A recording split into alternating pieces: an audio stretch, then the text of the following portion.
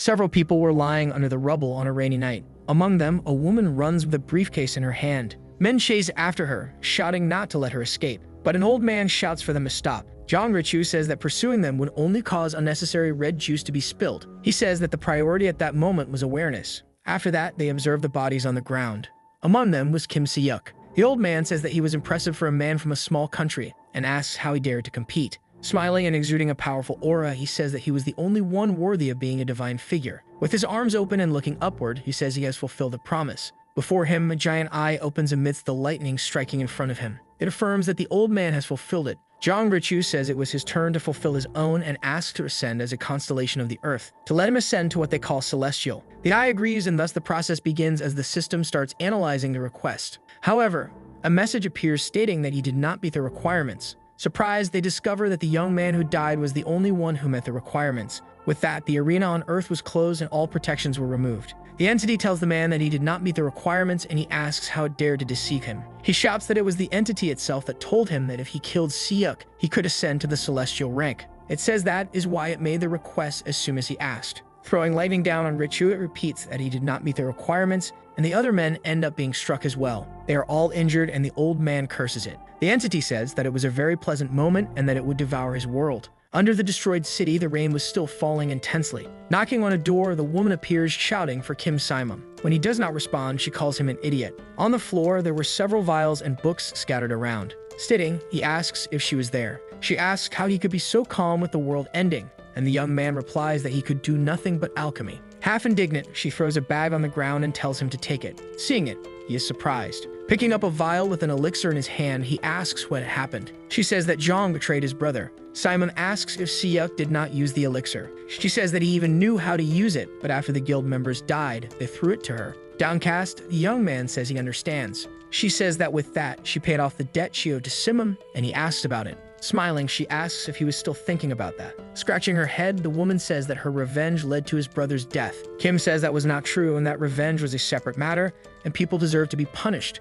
That his brother's death and revenge were different things, and the woman says he had potential. She turns and puts her hand on the doorknob. He asks if she was leaving right after coming all this way, and smiling, the girl says she was going into battle. She says that the old man summoned something incredible, and that the system removed the protection rights. Kim says he saw it and was shocked by it. Since he was the only one who saw his brother's status window, he knew that he would be the only one with the requirements for the constellation. She says that things seemed pretty bad. The place they were in was not safe and says he would die this time, and he asks why she was not running away. Turning around, she says that running away was not her style and that she had no more reasons to live. Leaving, she tells him to drink the elixir because the sword saint gave up to give it to him. Apologizing, Kim says that it was originally his, but without giving it much importance, the girl says she was leaving. Slamming the door and stepping out into the rain, the woman thanks him for everything. Simon asks to see his status window and says that it was pathetic and that it was useless. He needed a form of energy for alchemy that was aligned. After awakening, it was the culmination of all his time, and he would never have dreamed of it if he had obtained the emerald bar.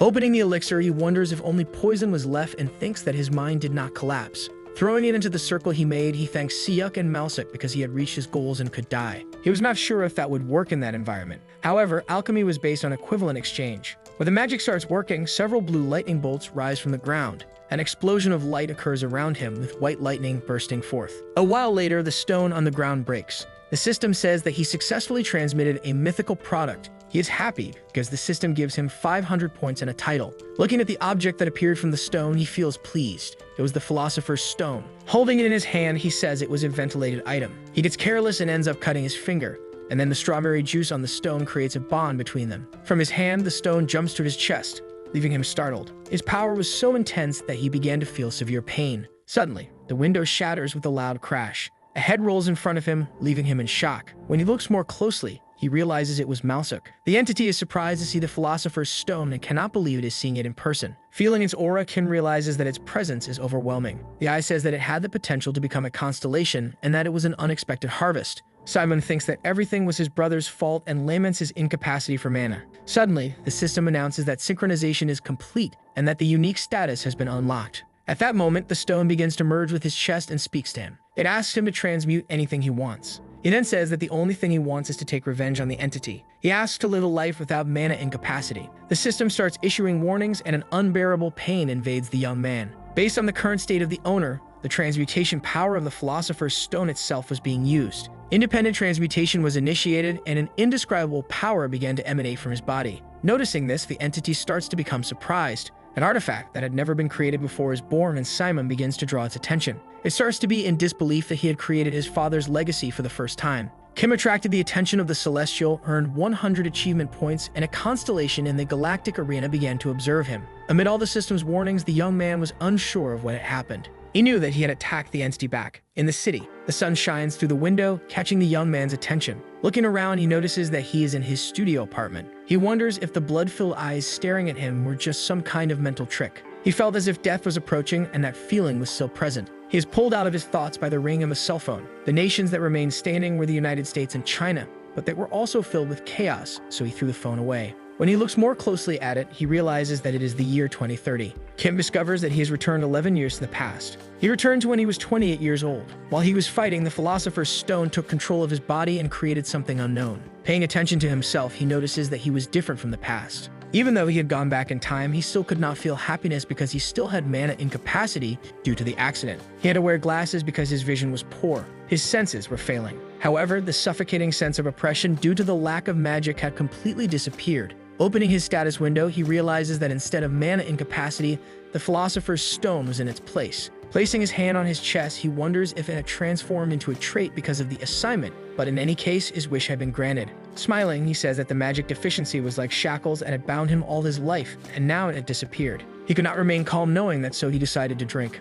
Opening the fridge, he grabs a can and opens it. The headache caused by the deficiency also disappeared, and all his stats were restored to their original state. Excited, he says that now he could finally enjoy the true taste of beer. In all of his stats, he had 4, 5, and 10 points, something that only a super rookie had. But looking closely, he realizes that it was not magic but affinity. The system had stated that the magic stat had been converted into a unique status. This meant that he was at level 1 himself. There were only a small number of players who possessed a unique status in his past life. Most of them had risen to higher levels like Siyuk and Richu. Other than that, no one knew what had happened. He wonders what had occurred, and the system states that his achievement points were 1,012,500. He did not know where they came from, but he decided to open the store first to check the titles. The first was a title related to class and growth type, which was the Alchemy Pioneer growth type. Malsuk, who could be described as a latecomer among the high ranks, was able to fight due to a fraudulent title. He decides to look at the other reward and see what he received. The other one stated that he had gained the attention of the Beyond, leaving him confused, wondering when he had received something like that.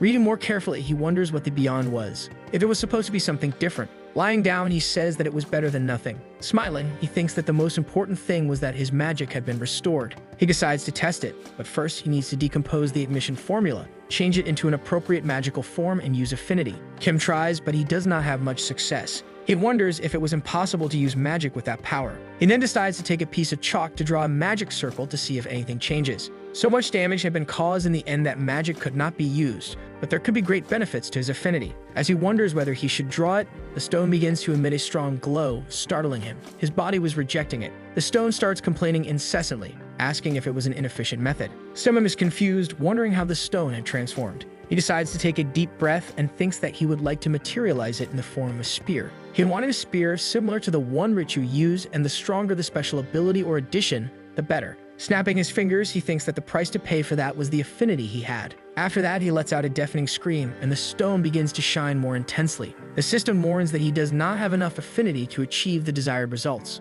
The Philosopher's Stone was unstable and was searching for a different approach. Suddenly, a solution was found. With it being unstable, the recovery points required were 10,000, and the system asks if he would like to proceed, startling him. Kim begins to think that the stone had cured his magical deficiency and brought him back 11 years. Clicking yes, he shouts that he trusts it because it has already proven its worth. After the points are consumed, a blue energy begins to flow through his body, and the system announces that the stone has stabilized. Smiling, he thinks that alchemy would now become much easier. Then he decides to snap his fingers again. However, nothing happens. The system states once again that he does not have enough affinity, and Kim begins to get irritated. Running his hand through his hair, he says he is frustrated. Even when he had the deficiency, he was able to create a mythical weapon, and he asks if it does not believe that he could create a simple spear. The system requests another 500 achievement points, and since he needs it, he decides to accept. Simon snaps his fingers again, thinking that he should make the points worthwhile. Suddenly, a strong light begins to shine, illuminating the entire room. Outside the apartment, people on the streets start to notice something strange.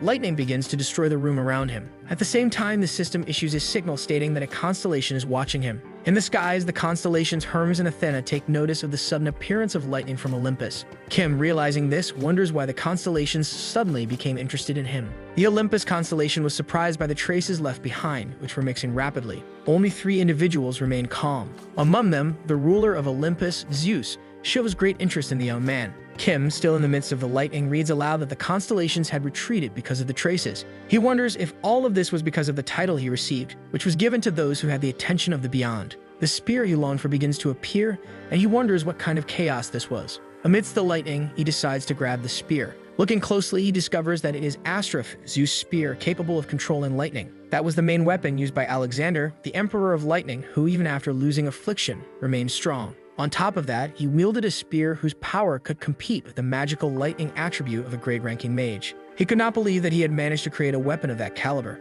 Just by equipping it, everything around him was destroyed. It was an imitation of an item, according to its grade. Zeus was showing interest but had not made any offers or partnerships, and Kim thinks there was nothing strange about that. He recalls that the system never said the production was impossible, only that it needed the necessary requirements. He wonders if it would be possible to create the real Asura. He gets excited about having his magic restored and having traveled 11 years back in time. With equivalent exchange, he could even use mythical weapons. Suddenly, the spear starts to disappear from his hands, and he wonders if it was an effect of transmutation or his points. He had given 500 achievement points and asks what the value of 500 points is for a mere level 1. Seeing the magic vanish, he comments that the power was insane. He felt angry for losing the 500 points when the system announced that the stone had reduced the exchange. It decided to return 50 points to him in proportion to its grade level. He quickly decided to open his status window. Before, there was nothing indicating level and grade, but now it was at level 1 with grade F. He wondered if it was due to the assignment and regression, so he decided to ask the stone 2 questions. He asked if the change happened because of the assignment, meaning his growth was influenced by it. The stone started speaking,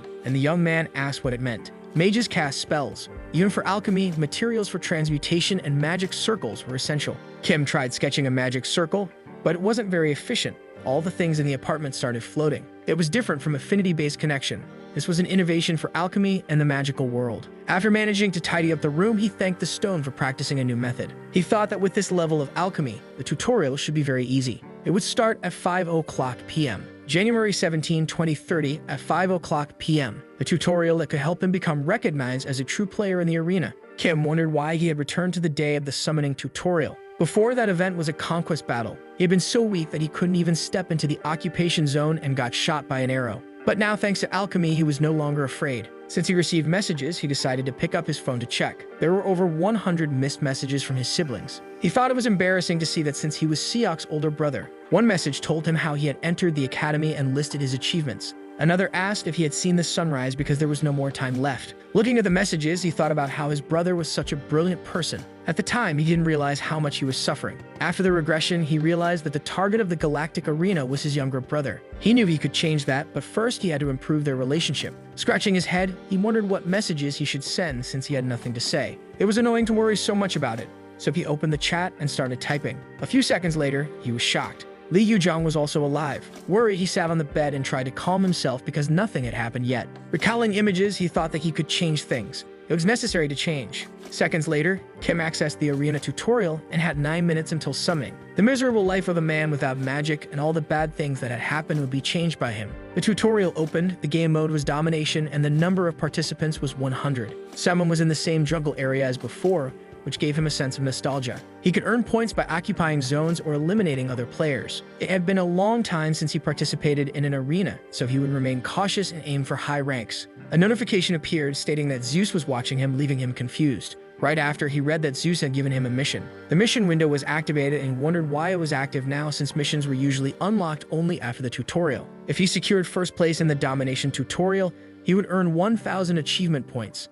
Kim thought the kind of challenge was expected from a ruler of Olympus. Seeing the reward, he became determined to take first place. Looking up, he decided to call out to Zeus. He asked for an extra 100 points for entertainment, but in response, he received a wave of lightning. As he started walking, he thought that Zeus was pretty stingy for a ruler. The trees were stained. A body was on the ground with an arrow in its neck. The archer above the corpses said that easy kills were always welcome. Grabbing his arrows, he said that consumable items from the Great League were the best. The guild had only told him to survive and return, but that wasn't enough. He'd wondered bitterly how he could have been expelled from the academy. It was impossible that he was still just a mere member. He decided to make them regret discarding a talent like him. Kim walked through the forest. Reaching a specific spot, he said that it should be here. In front of him was a stream. Looking at it, he shouted that he had found it. That place brought him memories of war, but he didn't notice Minhyung watching him. Aiming his arrow, the young man thought it was a jackpot, an unarmed person standing there. He assumed that his target must have been weak since he had no armor. Smiling, he thanked fate for the quick kill. His arrow shot swiftly toward the young man.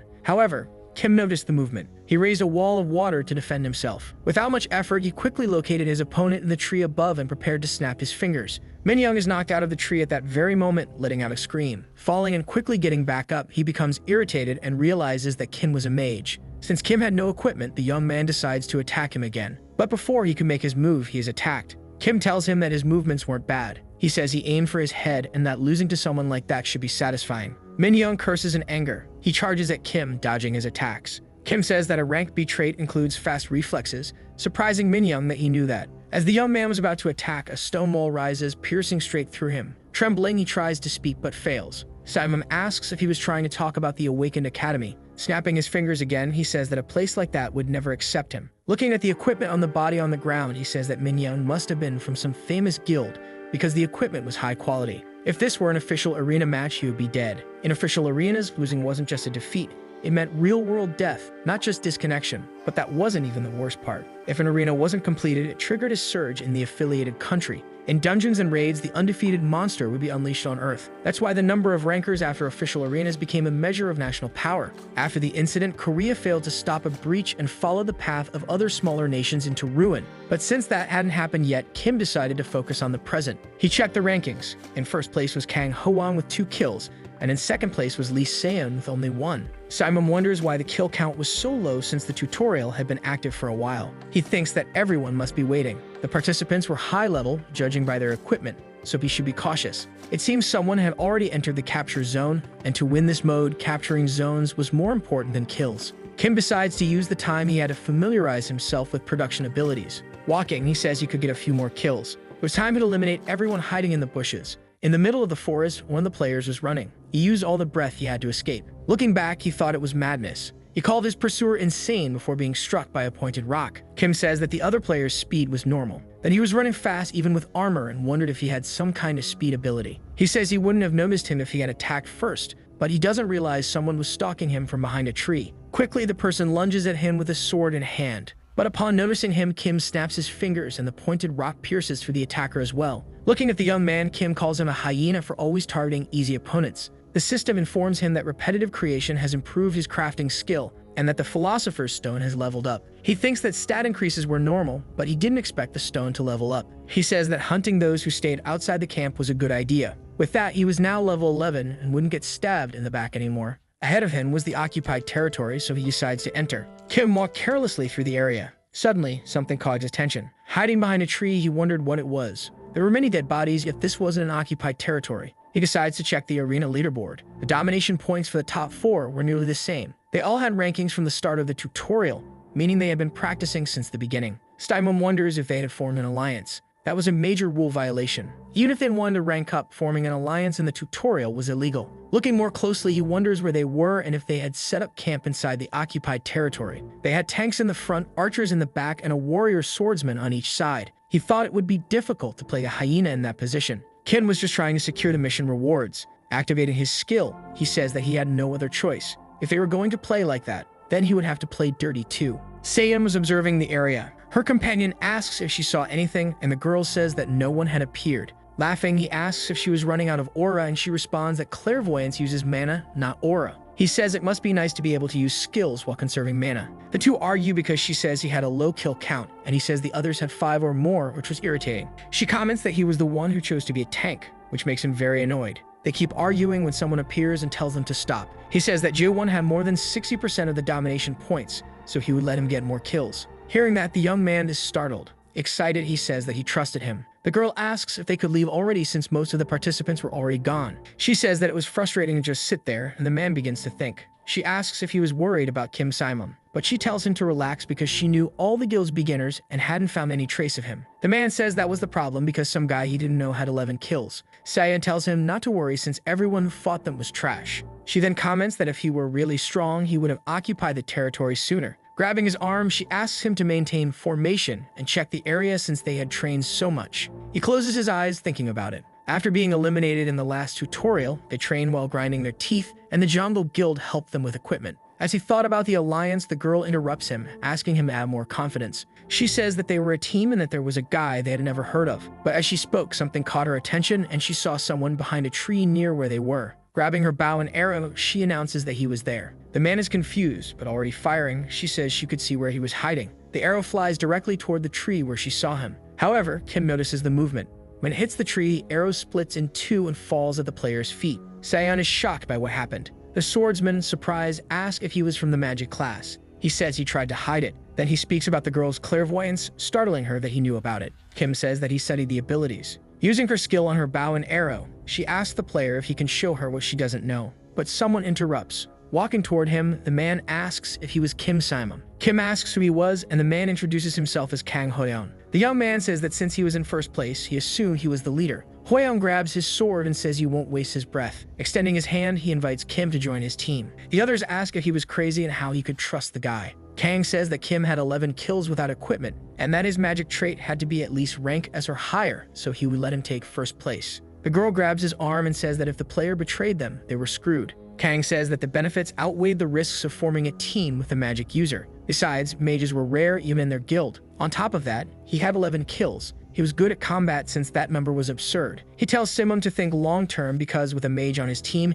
his position in the guild would rise. Scratching his head, the player asks why they assume he would accept. They are confused, and Kim says they were assuming he would naturally say yes. Placing his hand on his head, the leader apologizes, but the young man says he knew the arrogance of mages and he wasn't like that. So Kang asks what the problem was. Kim says the issue was joining a team. Hoyeon asks again, and the young man says that it was a rule violation and they would have problems if it were televised. Kang says it doesn't matter and that they shouldn't care about public opinion when there wasn't even a punishment. Kim says that judging by their equipment, they must be from a reputable guild and asks how they would handle that. Irritated, the leader tells him that he only killed weaklings and was now acting like the best. His jungle guild only cared about efficiency. If the results were good, nothing else mattered. They were a group of 4 and their qualities were different from those they had hunted. Pointing at Kim, he asked him again to join the team and says it was his last chance. Removing his hood, Kim says that was typical of the guild and that there was no reason to talk anymore. Aiming at the leader, he warns him to be careful. Then he snaps his fingers and a wave of lightning surrounds him, followed by a powerful bolt striking the ground, destroying everything around.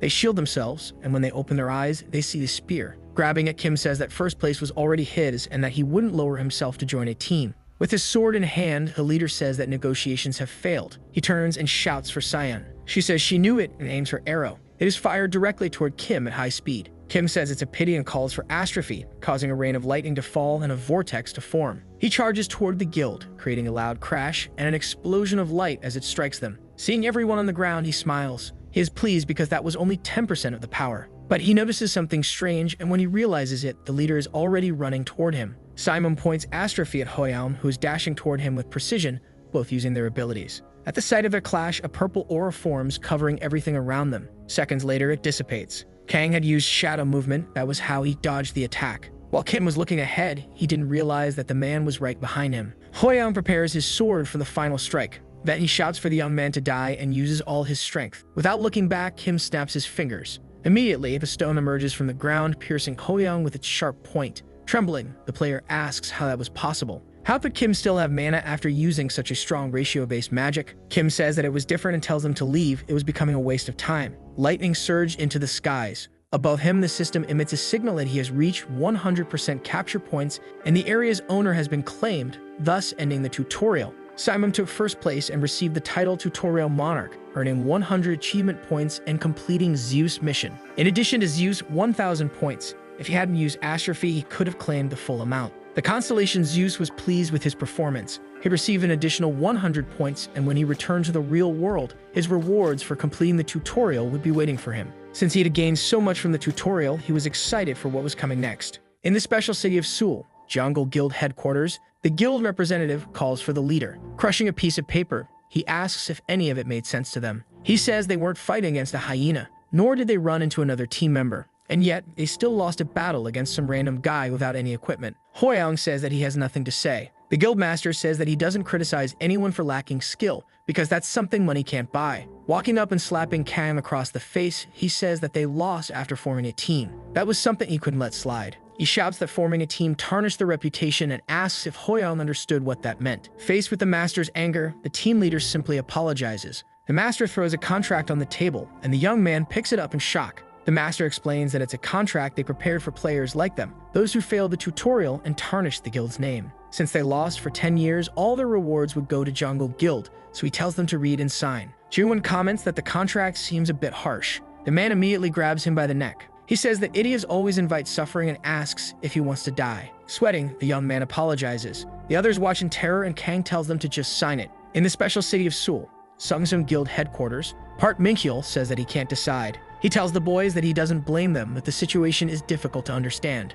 One of them says that the idea of a player casting magic without chanting was shocking, but the biggest shock was that he got 15 kills. Another says that he did it all alone and wiped out the 4 biggest teams. Minkyul says he will handle the details in the report and tells them they are dismissed. They are surprised, but he explains that their guild doesn't punish players for failing a tutorial. The 3 of them exchange excited glances. The manager tells them to do better next time, and they agree. After they leave, the young men exit the room, leaving the guild master alone. Reading the report, he couldn't believe that one person took down 4 teams alone. He decides to ask Yeonhee what she thinks. She simply says that they are at work. Smiling, the man jokes that if he called her assistant manager Woo, it would be funny. Smiling while stacking papers on the table, she says that she won't do it. Looking at a few players, he asks if they were from Jungle Guild. The woman confirms that they were, and 3 of them had rank B traits, while 1 had rank A. Minkyul asks how a guild known for its lack of sportsmanship attracts so much talent. Then he rephrases his question and asks how a single person managed to defeat a team of that caliber. The 2 of them discuss Kim's level and how he could have that kind of firepower without a casting time. She says that the young man activated magic with a snap of his fingers,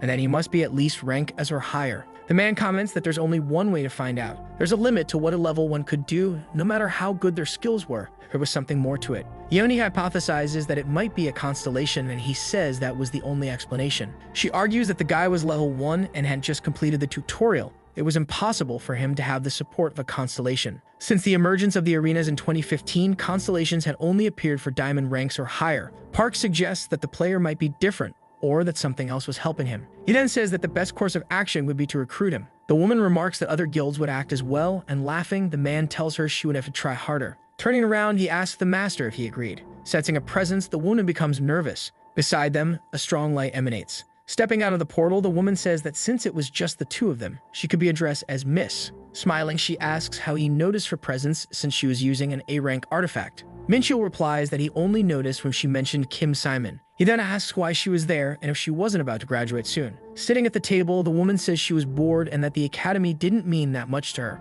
The man tells her to enter the arena instead of spying, and she replies that she had just finished a match. She asks if he hadn't watched the live stream, but turning to the table, he says he had an urgent report and apologizes. Picking up the clipboard from the table, the woman tells him there was no need to apologize. Yoo-jung asks if that was the report that had surprised him, and the manager does everything he can to prevent her from looking, stating the information was confidential. Reading it, the woman says that the guild belonged to her anyway. Even so, the man still tries to stop her while she refuses to back down. She lifts the clipboard to read it as the manager protests. When she sees Kim Simon's name, she is shocked. The portal opens and Kim materializes back. Lying on the bed, he feels relieved that it was over. Judging by his appearance, he might have reached level 3 even without the Philosopher's Stone. Strength, agility, and endurance were still insufficient compared to the power of alchemy. The difference was significant, but in truth, it was a good thing. The lower his level, and the higher the level of the Philosopher's Stone, the greater his advantage in the arena. In arenas where players of similar levels fought, everyone was level 3. So he wonders if he could secretly hide his additional levels. That would be a better specification than any innate attribute. He decides to check his titles and notices that his hadn't changed. The girl gets irritated when she sees hers, as Malsuk had said she fought hard to make her title grow. Then suddenly a new title appears, Ruler of the Tutorial. There were no other options, but that was how titles usually looked. They were undervalued, and it was strange that he had received one. Still, he couldn't say it was a loss. The achievement shop was unlocked at the other rank or higher, and collecting titles was essential to buying stats. Simon wonders if he should invest his remaining stats. Would it be ideal to invest everything in transmutation power, since the Philosopher's Stone didn't solve the fundamental law of equivalent exchange in alchemy? He needed to spend 500 more points, and to solve that, he required greater transmutation power, but he couldn't ignore physical stats either. He should at least raise them to the awakening average of 5 and consider allocating stats separately. While adjusting the system, he suddenly notices something. Placing his hand on his chest, he asks the Philosopher's Stone if it could transmute anything. Instantly, the stone begins to respond. After the answer, he asks if human transmutation was possible, but this time it does not respond. Kim understands the lack of response since human transmutation was a taboo in alchemy. Chimeras were the most notable result of human transmutation, but sometimes they appeared as monsters in the arena. However, they could certainly be used for beneficial purposes, just as science had advanced on Earth in the 21st century. When the stone begins to speak again, the young man wonders if he would use it solely for good. His plan was to use it only to become stronger, but if he ever found himself in a difficult situation, he couldn't promise anything. After all, he had a goal he needed to reach. The stone begins to warn him, but he says he is fully aware of the dangers of transmutation. However, that wasn't what the stone was concerned about. There was an item that was the opposite of the emerald tablet, possessing a type of knowledge akin to the stones. When he first obtained the emerald tablet, he remembered taking a qualification test. He was only able to obtain it at level 1 due to its bound nature, which made it unusable by anyone else. To be more precise, it killed anyone unqualified for its ownership. If he hadn't qualified, he would have burned to ashes. Sitting down, Kim asks the stone if it was worried that he hadn't qualified for the transmutation item. Frustrated, he wonders if he could just forget about it. However, the stone says it could partially block the penalty for not meeting the qualifications. Worried, he asks if it could at least prevent death. But now he was a professional player. As long as he didn't die, he could recover one way or another. First, he invests all his remaining attribute points into alchemy power and asks the stone for an approximate image of the transmutation material. Looking at the image, he notes that it was a different color from the emerald tablet. Then he says he is ready and begins. The color was dark purple, and it should function like the screen of a modern smartphone, making navigation easier. As expected, the system states that his alchemy was insufficient to perform the requested transmutation. However, he hadn't expected that to establish an equivalent exchange. He would need 10,000 achievement points. Nervous, he asks if that was considered cheap. He tells the stone that astrophy had only cost 500 points. He had worked hard to save up 12,300 points and was about to lose a large portion of them. Clicking to accept, he says he had no choice. Without risks, there would be no rewards. The system deducts 10,000 points and energy begins to rise through his hand, startling him. A familiar energy starts flowing through his body and out of his fingers. In front of him, a purple smoke begins to swirl around, turning into tentacles that wrap around his body. Several messages appear, including the title Pioneer of Alchemy. The energy consumption of synthesis was reduced by 5%. Not only would the percentage efficiency increase as the level rose, but as the title grew, the reduction would also improve over time. In conclusion, the ability to reduce synthesis energy consumption was an incredibly powerful option. Several other messages appear, and he looks at the object in his hand, confused. It was a replica of the obsidian tablet, a collection of human synthesis. To his disappointment, he discovered that he had spent 1,000 achievement points and the replica was only at 20%. Even astrophy had been 10% complete for just 500 points. Placing a hand on his head, he wonders if the synthesized item couldn't be recovered. The stone tells him it was irreversible and permanent, so assuming that achievement points increased it by 20% every 10,000 points. If he did this 4 more times, he could reach a mythical grade. Looking at the object and smiling, he thinks that it was insane. In his chest, the stone starts to warn him, but he says he had already prepared for the penalties that could occur if he wasn't qualified. With a single tap on his phone, he could contact his brother. Ken was accustomed to pain and had endured the suffering of the arena's disease. Intense and unbearable pain had been his lifelong companion. Touching the object, he thinks that if his guess was correct, there would be no penalty. The tablet begins to emit a strong light with inscriptions appearing on it, and once again, tentacles coil around his arm. As expected, he felt no pain. The original owner seemed to have an interest in him, so the relic wouldn't harm him. To his surprise, the obsidian tablet requests fusion with the philosopher's stone. The tentacles wrap around his body, making him writhe in pain, and the stone begins to speak. The stone accepts the fusion request, and the tentacles penetrate his chest. He collapses to the ground, desperate from the intensity of the fusion, as the tentacles pass through his body. From the outside, his screams of agony can be heard. The system begins to display messages about changes in the stone and its classification. In the galactic arena, there were 50 participants for the attack event. Once all participants were gathered, the arena would begin. Minyoung had just finished a tutorial and was immediately placed into an offensive event,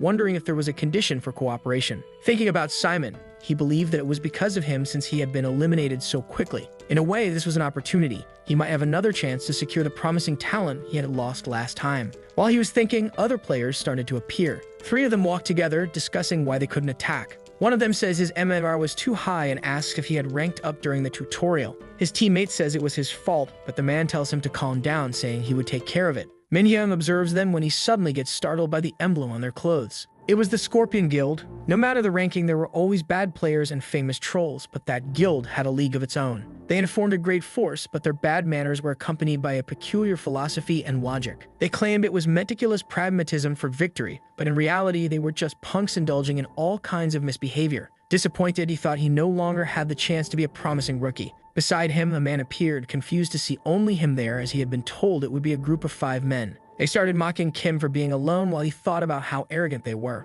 One of them looked at the name Sung Sam on his armor and spoke loudly. The other 2 were surprised and asked Yahello if it was true. He then asked Minyoung for his name, and the young man introduced himself. Repeating his name, he commented that he had never heard of him before. Now more serious, he said he was just a rookie who had barely completed the tutorial. Irritating him further, he added that Sung wouldn't give a member equipment lower than rank C. Mocking him, they commented about corporations being flexible, and the young man seemed to have no rank at all. Growing more irritated, he thought he needed to control himself. As much as he wanted to kill the 3 of them, they were stronger, and he would end up losing. Placing a hand on his shoulder, the man told them to do exactly as they had said. Even more annoyed, he realized they were planning to take all the rewards for themselves. At that moment, a portal began to open behind them, intriguing them. From it, Simon emerged, hood over his head. The young man was surprised to see him there. Yahello began mocking the fact that people were being thrown into the arena without equipment. Smiling, Kim asked if he was talking about him. Pointing his mace at him, he asked who he was. As he was about to answer, the philosopher's stone began to glow in his chest. It started questioning who the disgusting guy in front of it was.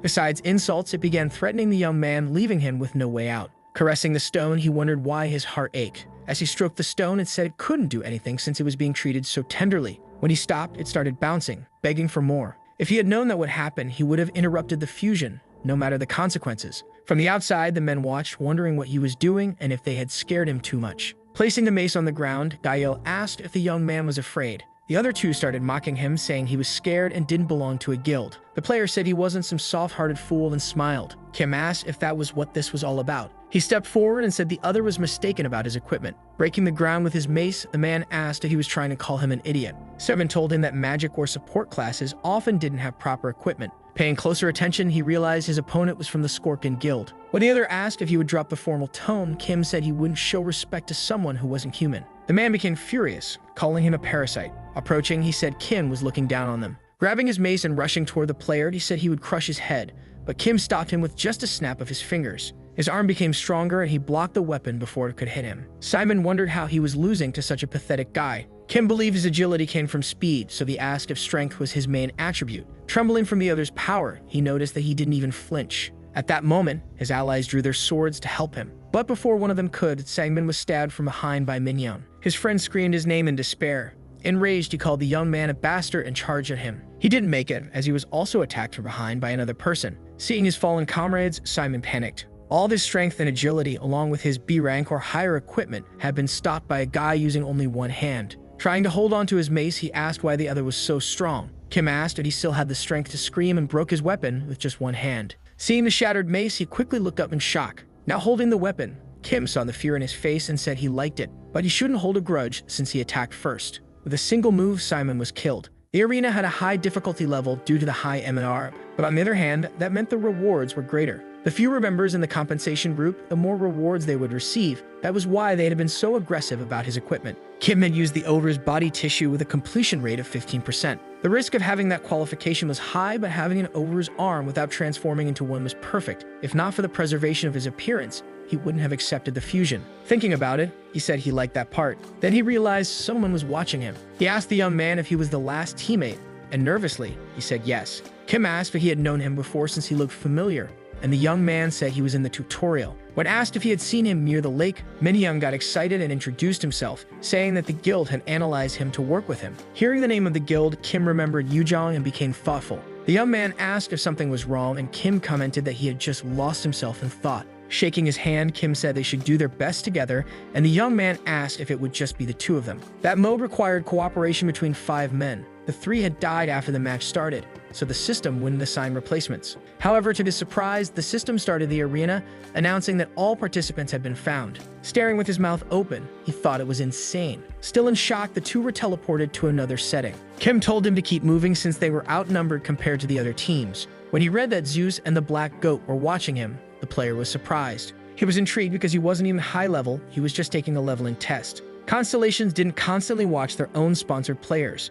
The system issued a warning that the area was infested with goblins and needed to be cleared. The control point was a bridge that varied slightly in shape depending on the map and had a fortress on top of it. Checkpoint structures usually only appear in platinum rank levels and above, not here. Thinking it through, everyone had exceeded the levels of placement tests, so it was possible, since they all had high standards. If it was a fair match, it could be a special control point just for them. The good part was that the rewards would definitely be worth it. Since he had come this far, Kim was going to eliminate them and take all the kill rewards. Turning back, he got his teammates' attention. He asked if he wanted to collect some kills. Minhyung said he had just finished the tutorial and didn't want to kill goblins. He just wanted to get rewards safely. Excited, Kim said they should create strategies together and thought he could monopolize the kills. From inside the fortress, 2 goblins came out excitedly, talking about how their boss was in a bad mood. Kim appeared above them before they noticed, quickly jumping onto their backs and slamming them down hard. He used the Black Panther ability, which gave him the strength of 1, instantly killing them. He had never imagined that the goblins wouldn't notice him, especially since they were excellent at hearing sounds. Synthesizing multiple bodies was very demanding, but the fact that he was handling them was already insane. Arriving at his side, Minhyung asked if they could really do this alone. Simon said he had checked before the ambush, and their weapons were just stones and poisoned needles. As long as they didn't pierce his armor and they followed the plan, they would be fine. Entering the fortress, he told him to follow. A group of goblins was eating meat, talking about how delicious it was while others were celebrating. One of them noticed movement approaching. Minhyung rushed toward them with his sword. They ordered everyone to attack the humans, but they noticed that the young man was alone and announced it while throwing stones at him. He tried to protect himself from the stones and shouted, asking if that was all they had. Using bamboo spears, they said he was trapped and couldn't get through. The player ended up surrounded by dozens of monsters rushing to attack him. With all his determination, he began striking down those who approached. One managed to hit him because he wasn't paying attention to his back. He needed to hold out a little longer, so he used his sword to try to threaten and strike them. At his limit, he screamed with all his strength that it was time. Dropping astrophy, a bolt of lightning struck the goblins. They tried to flee, but all of them were hit at once and defeated. The Philosopher's Stone minimized the backlash and his 50 achievement points were restored. Shocked, Minhyung asked how that was possible, but his teammate didn't answer as the system window popped up. He was confused about his achievement points, but the stone asked if he didn't know about the backlash. Material damage interfered with the backlash, and to achieve more, he needed to reach at least a B grade. Above his head, the system announced that Zeus approved his use of astrophy and rewarded him with 100 achievement points. Kim was surprised that he had received sponsorship without a broadcast. Considering the completion rate with the obsidian, it worked well, so he thanks Zeus for the sponsorship. He couldn't use it again, which made him sad. Even if he spent all of his investments, the backlash would persist. The two left the dungeon when a bright yellow light shone behind them. Minhyung noticed the glow and was surprised. Pointing at it, he said that was the target point and that they should get out of there. Smiling, Kim told him to go first. The player asked if he wouldn't come back and warned him that the goblins were regrouping and returning, then asked if he was okay. Kim said he was fine and that he would join his teammate after finishing things there. Watching the player walk away, he shouted for him to visit his guild, saying they would return the favor. As he left, he thanked him and the young man smiled. In front of him, several armed goblins appeared, ready to attack. Stretching his arms, Kim told them to finish it. What he didn't expect was that a larger goblin with a spear would try to attack him, but he managed to dodge in time. That was the chief, which made the others excited and left Kim surprised. Angry, the monster growled and charged at him. Kim, startled, wondered why a hobgoblin was there. Remembering the system message, he understood what it meant. Hobgoblins were monsters that emerged when elite goblins were influenced by dark energy, and the bridge was prone to such occurrences. Thinking that monster was an exaggeration, he activated the Black Panther ability. Running to avenge his subordinates, the hobgoblin swung his axe, barely missing Kim and shattering the wall beside him. Dodging the second attack, Kim wondered why it was so easy. Overall, his physical capabilities were lower than those of a real hobgoblin. Wondering if it had been nerfed, he thought they seemed to have some awareness, which was a relief. Achievement points could be wasted, but he decided to take precautions and called for the stone. Above his head, the system announced that Zeus was attacking the black goat. Then it said the black goat expressed dissatisfaction, pointing at the obsidian tablet. The notifications distracted him, and when he realized it, the monster was right in front of him, attacking with full force, making a loud crash. He managed to dodge, but was surprised by the goblin's power. The black goat constellation gave him a mission in the middle of combat, which intrigued him. It was dissatisfied that he was only using Zeus's lightning, so it requested that he finish the round using only human synthesis. When the monster roared in fury, the system announced that his reward would be 500 achievement points. Dodging the attack, he was surprised by the number of points for that kind of mission. He understood that it was a matter of pride, ever since he became an alchemist. Stopping in front of the goblin, he spoke aloud, saying he accepted the mission. The black goat constellation smiled with satisfaction, and Kim smiled back. However, the Zeus constellation was furious, but the goat threatened to visit him. The two began arguing, making the atmosphere heavy. While they argued, a monster grew irritated with Kim, thinking he was mocking it. Looking at his hand, Kim thought about using only human synthesis. With excitement, he realized it wasn't impossible. He quickly charged at his opponent. The two ran toward each other, and Kim used the ogre's tissue to punch the goblin. The hobgoblin used its shield to protect itself. When the punch landed on the shield, it shattered instantly. Seeing the scene, the goblin told Kim that he had guts.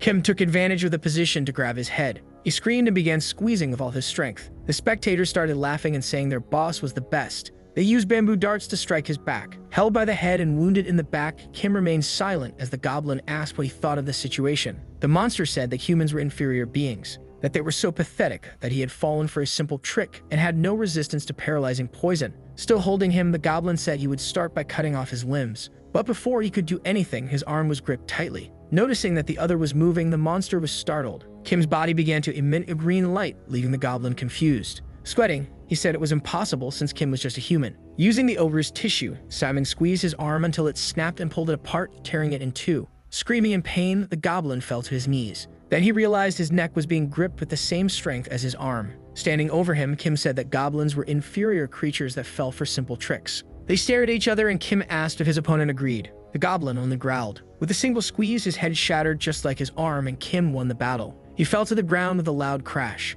The others were devastated and shocked to see their boss in that state. The Black Goat Constellation's mission was completed, and he earned 500 points. It expressed great satisfaction that he had used human synthesis and rewarded him with an additional 500 points. Stating that the system referred to the goblin as a hidden boss, he thought that it wasn't just meant to be defeated. The system announced that the Galactic Arena was talking about him, and he recalled something similar happening when he activated the Obsidian Tablet. He wondered if having the attention of the Galactic Arena was a good thing. Kim decided to think positively since the arena always ensured a balance between risk and reward. Although there was nothing he could do about it at the moment, it was time to claim his reward. Simon returned home. The system began announcing various rewards and everything he had accomplished alone in the arena, leaving him surprised. He earned 1,000 achievement points for killing the first boss. Reading his status, he thought he would reach 10,000 points quickly. He asked the stone if he could synthesize the Obsidian Tablet again. It responded that he could, but the points and growth percentage would change. With years of experience, he could refine it, but the cost would increase each time he upgraded it, meaning he needed to invest a bit more.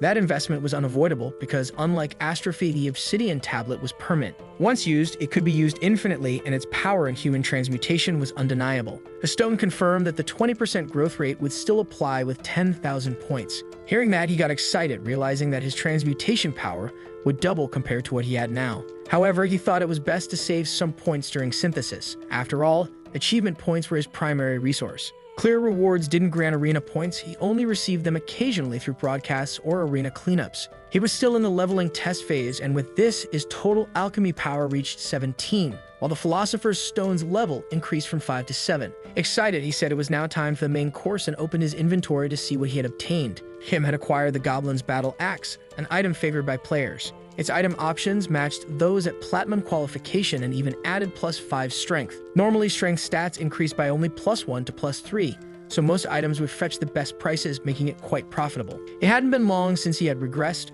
but it felt like he hadn't seen something like this in ages. As he reached for something on the screen, the stone asked what he was talking about. He pulled out a hobgoblin serum, and the stone questioned why it was there. It asked if he had endured the pain using potions before synthesizing it. The side effects of magical incapacity caused indescribable pain, and he had always relied on anesthetic potions to endure it. That serum was one of the main ingredients in anesthetic potions. The stone asked why he hadn't drunk it earlier since he had an elixir. Looking at a photo of his brother, Kim said he had his reasons. The stone said he should prioritize his health, but thanks to his choice, the synthesis had been done under nearly perfect conditions. Kim said that if he hadn't used the elixir as a base, the regression would have been impossible. The stone commented that even constellations couldn't achieve that. Placing a hand on his chest, he asked what the stone had done to make regression possible. The stone started to say something about what could enable such a thing. Since it couldn't speak about it openly, it cut itself off mid-sentence and only mentioned that constellations were warriors. Kim decided to drop the question since he wouldn't be able to get an answer. The stone noted that the Galactic Arena was already bombarding him with messages, warning him not to bring it up again. It then asked what he planned to do with the serum. Lying on his bed, Kim said he was thinking about transforming the anesthetic into an elixir. Since in alchemy, poison could be used for healing. Excited, the stone began talking about the benefits the elixir could bring, leaving Kim exhausted. After asking it to calm down, the stone asked if it had said something unnecessary. The next day, Kim stood in front of a massive building, now part of the Galactic Arena, a sanctuary for players. His stone asked if it had been donated by the arena, and the player explained that the arena directly managed the broadcasting side of things. As he entered, a woman approached him asking if he was awake. Smiling, she said they were doing an inventory check and asked him to place an item for later retrieval. He opened his inventory and retrieved the elixir. After verification, the woman handed him the player's watch, and the stone remarked that it had been a while. The watch had functions for keeping records of personal accounts, transaction history, and data, including recruitments. She tried to explain how the watch worked, but he cut her off, saying he had used it before. Many people were there, but they weren't all players. Without an inventory, they couldn't enter. Going up to the shopping district, which was exclusive to players, he said he had things to sell there. Inside the elevator, the other players were talking about a new batch of trainees who were the best so far. Stai-hyuk and Lee Yu-jong were the top contenders and had already been ranked since they broke into Diamond Tier just 4 years after their debut. They arrived at the 4th floor and the doors opened. Kim stepped out smiling while one of them mentioned how envious he felt. When asked, he simply said it was funny. Walking around, the stone commented on how different the shops were. The two talked about sales and it asked why they didn't sell through auctions. When something fell into the school uniform category, it was almost impossible to auction it, and most prices were already fixed. In front of a store, Kim said it was cleaner to deal with major guilds. When he entered, a young man greeted him. Looking around, he thought about how elegant and clean it was. Smiling, the man asked if he was looking for something. Kim said he was there to sell something. Somewhat confused, the vendor commented that it had been a while since someone had come there to sell. As he asked what it was, the player placed the goblin's battle axe on the table, startling him. Holding and analyzing it, the vendor said it was a high-level auction. A screen displaying the prices of axes appeared in front of them. Seeing the price of 42 million, Kim was astonished. The man said he had sold one for 38 million, but this one had +4 strength. Somewhat skeptical, the vendor asked how Kim had obtained it. He was a production player and commented that Kim didn't seem like a high-level player. He asked for Kim's level, and he replied that he was level 7, making the vendor even more suspicious. Convinced, he asked if Kim wanted to receive the full value of the piece without arena points. When Kim mentioned that he had acquired the item in the arena, the man laughed, not believing that a level 7 had obtained a platinum tier item. He moved toward a red button, saying that security would show up and the real owner of the stolen item would appear. But he also mentioned that people like Kim often found themselves in unfortunate circumstances, so he was willing to help. The man offered 10 million in cash to buy the item at that price, assuring that he wouldn't press the button. Of course, he also expected Kim to stay quiet about it. Smiling, he asked him to make a choice. Simon tried to say something but was interrupted by a woman calling the manager's attention. Lee Yu-jong asked the man if he had gotten bold since becoming a manager. Outside, the woman handed Kim a soda.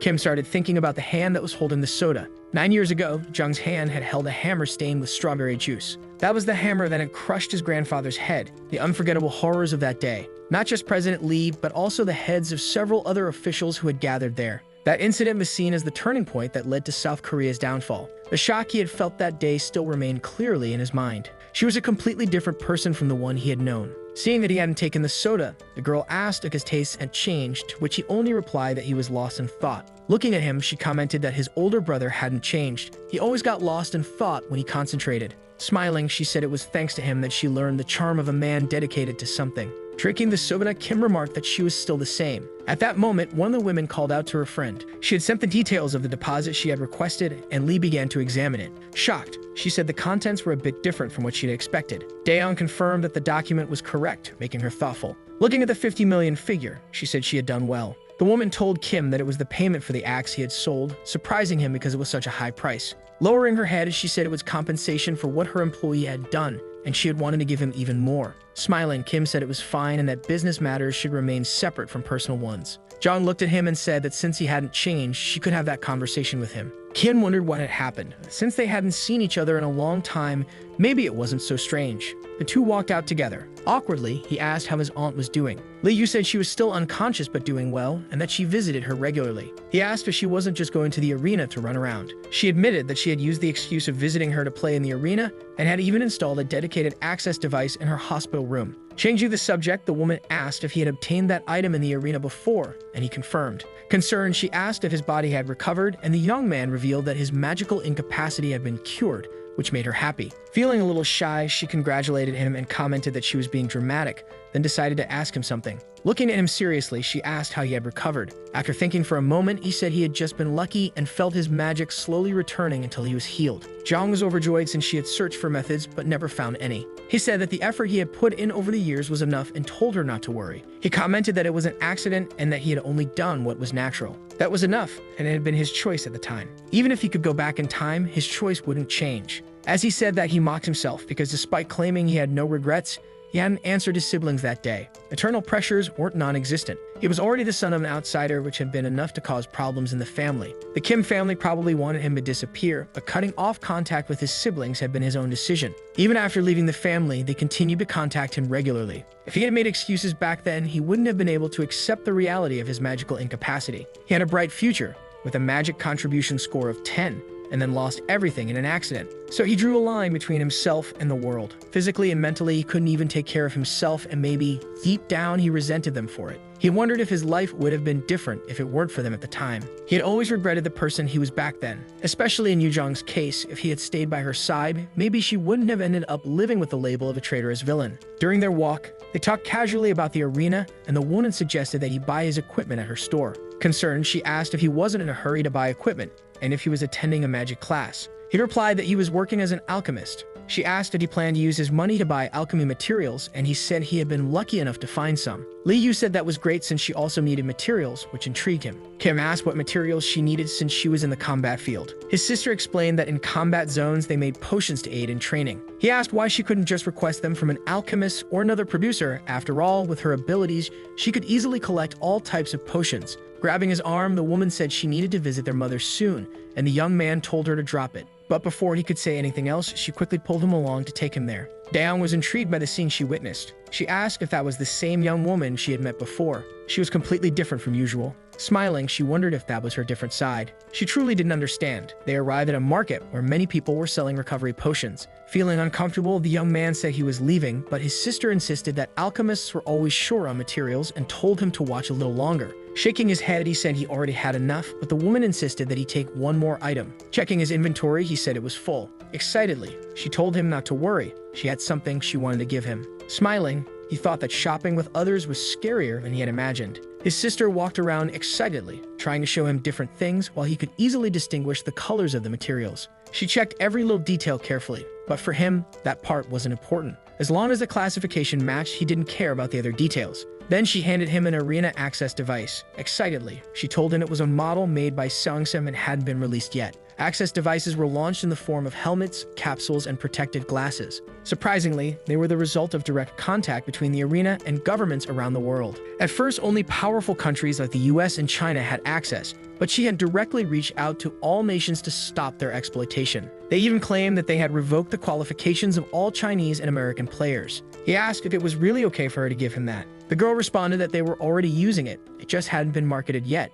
Kim said he was an outsider and asked again if it was really okay. His sister said she was offering it to him. She told him that if Seongsam came looking for him, he should just tell her. Even after hearing that, the young man kept analyzing the situation. He asked if it wouldn't be more appropriate to buy it directly from the store. She said it would be bad if he ran around the arena without a device. Seeing her bite her lips, he remembered that she always did that when trying to be stubborn. She told him to think of it as a way to repay him for how rude the agency manager had been to him. He thought it was a good deal since he was already looking for an access device anyway. Currently, he was thinking about starting arena broadcasts, so this would work even better. Stopping in the middle of the path, he said it was time for him to leave. The woman said she was going to visit their mother at the hospital. Thinking about it, he remembered that his aunt's illness was related to the arena and decided to investigate. When the Galactic Arena first opened, just like the mana deficiency he had suffered, there was an arena-related disease that appeared in awakened individuals. He didn't know its exact name, but since she had been chosen by the constellations, she should be able to hold on for a while. She had treated a legitimate child as if it were her own, so he needed to grow stronger quickly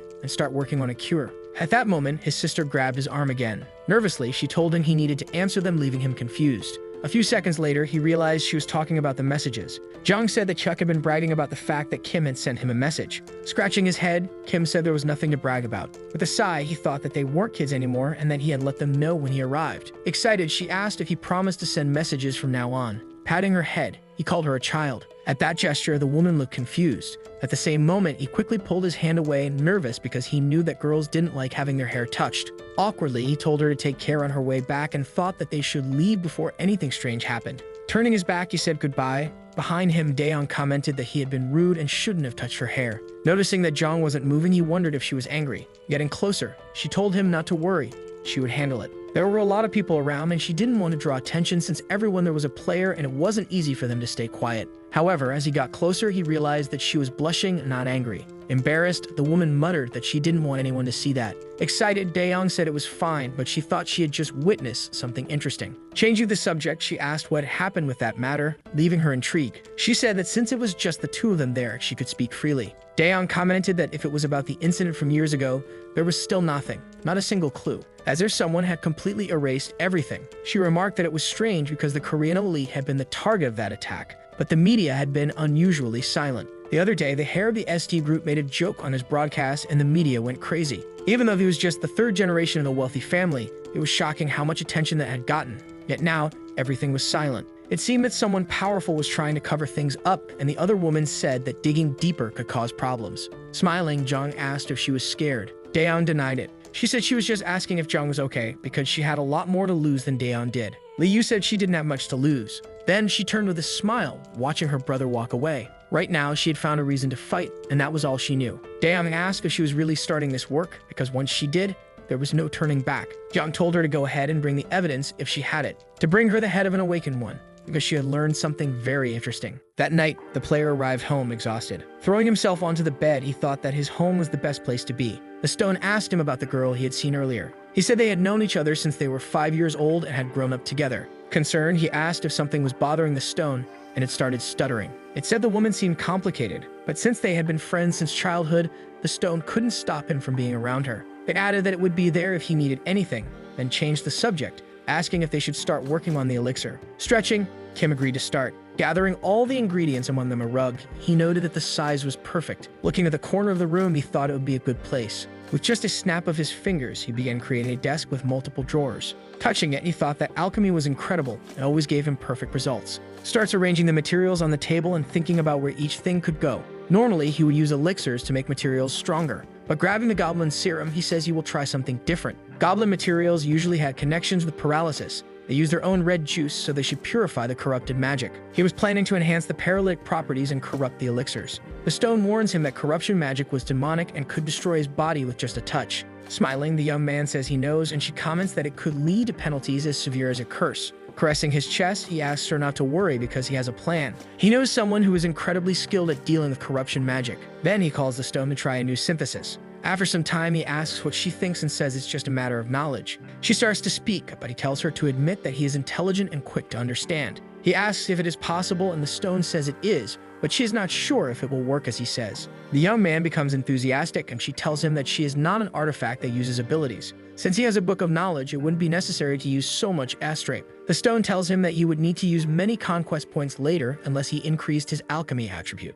He was about to create something as valuable as mythical-grade artifacts, and the skill required to use alchemy was beyond comprehension. Even by maximizing his stats as a classifier, it would not make it viable. Mythical-grade items were only given by the constellations to their chosen ones under certain conditions. Kim asks how many conquest points it would cost, and the stone begins to calculate. She says it depends on the completion rate he is aiming for, and that they were lucky with the obsidian tablet. Being an alchemist gave him a bonus, and she had a certain charm. He asks if the charm was the special properties of the Philosopher's Stone. They start discussing the stone's charm, and the young man asks if the completion rate is that important. She says yes, which makes him thoughtful. The stone defines a completion rate in percentage terms, and reducing the rate lowers the cost. That worked for astrape-equipped items, but knowledge was different. No matter how great the information was, if it was incomplete, it was useless. He would have to balance cost and usability. She decides to ask him something about the obsidian tablet. She says that no matter how good it was just a crafting item, which meant it could also absorb knowledge. With that information, he decides to start immediately,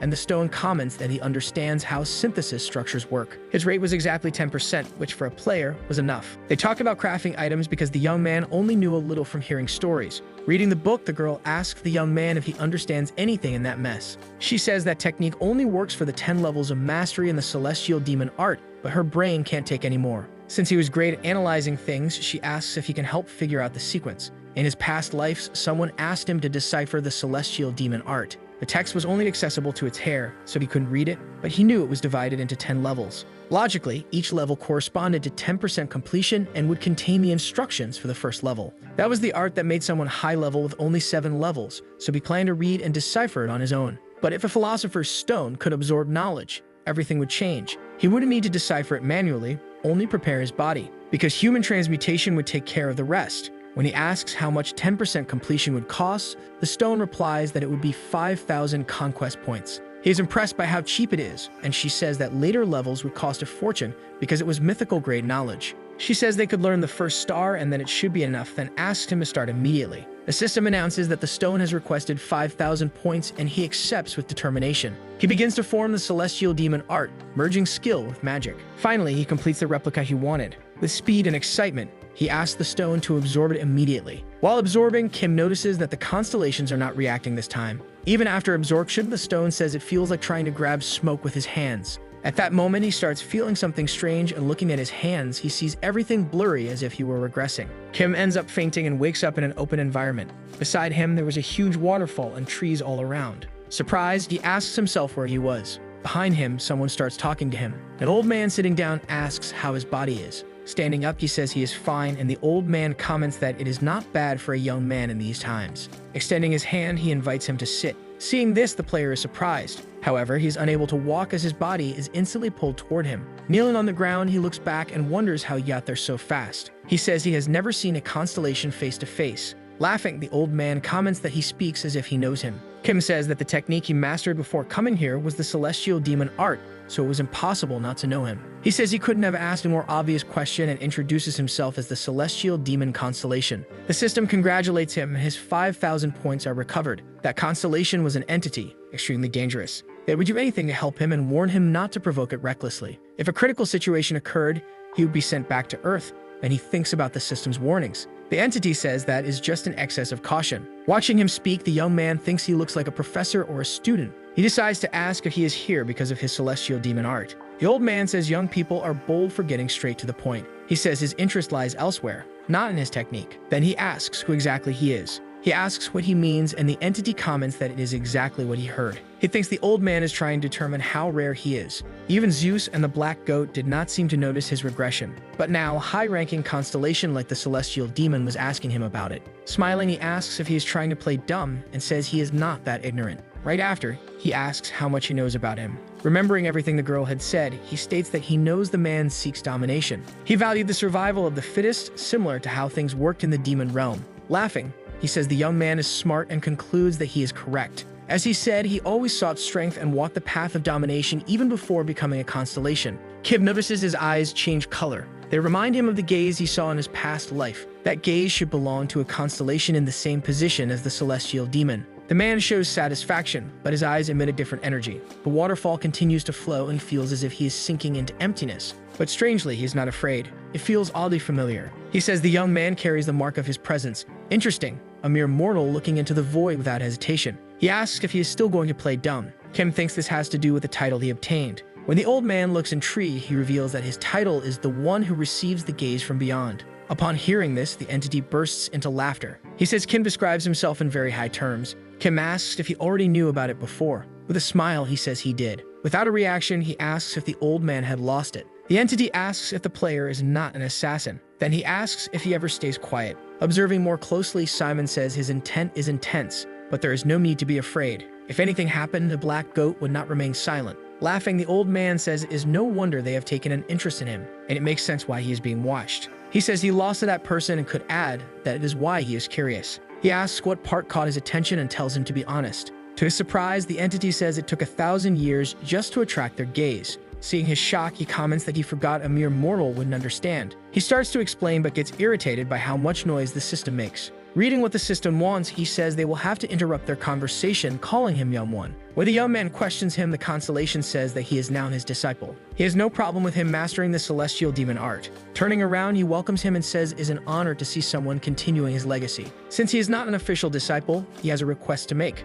The system starts displaying a question, leaving him intrigued. Seeing his expression, the entity says he even formatted a proposal in their style for him. It is to find someone worthy of the sponsorship of a constellation, and he wonders how that would change his future. It is someone under his gaze, and he trusts him to make the judgment. However, there are conditions. First of all, it had to be a woman. He starts to say that she should be beautiful and daring when he is interrupted. Sometime later, Simon wakes up in his room startled. The stone asks him what happened and why he suddenly fainted. Hearing this, he starts to wonder if he really fainted. He tells her that he met a constellation, making her curious. Shocked, she asks if he met a demon. When he asks how she knew, she says that Constellation had a tiny brain. Besides being obsessed with bright colors and having a phrase that gender didn't matter, as long as someone had good taste, that was what was important. She asks if the young man was attacked, and he says nothing happened. She says he was lucky to be handsome, or else the demon would have killed him, and that since he let him go unharmed, it must mean he liked him. They continue talking, and the young man says the old man thanked him for learning. The stone says he was crazy,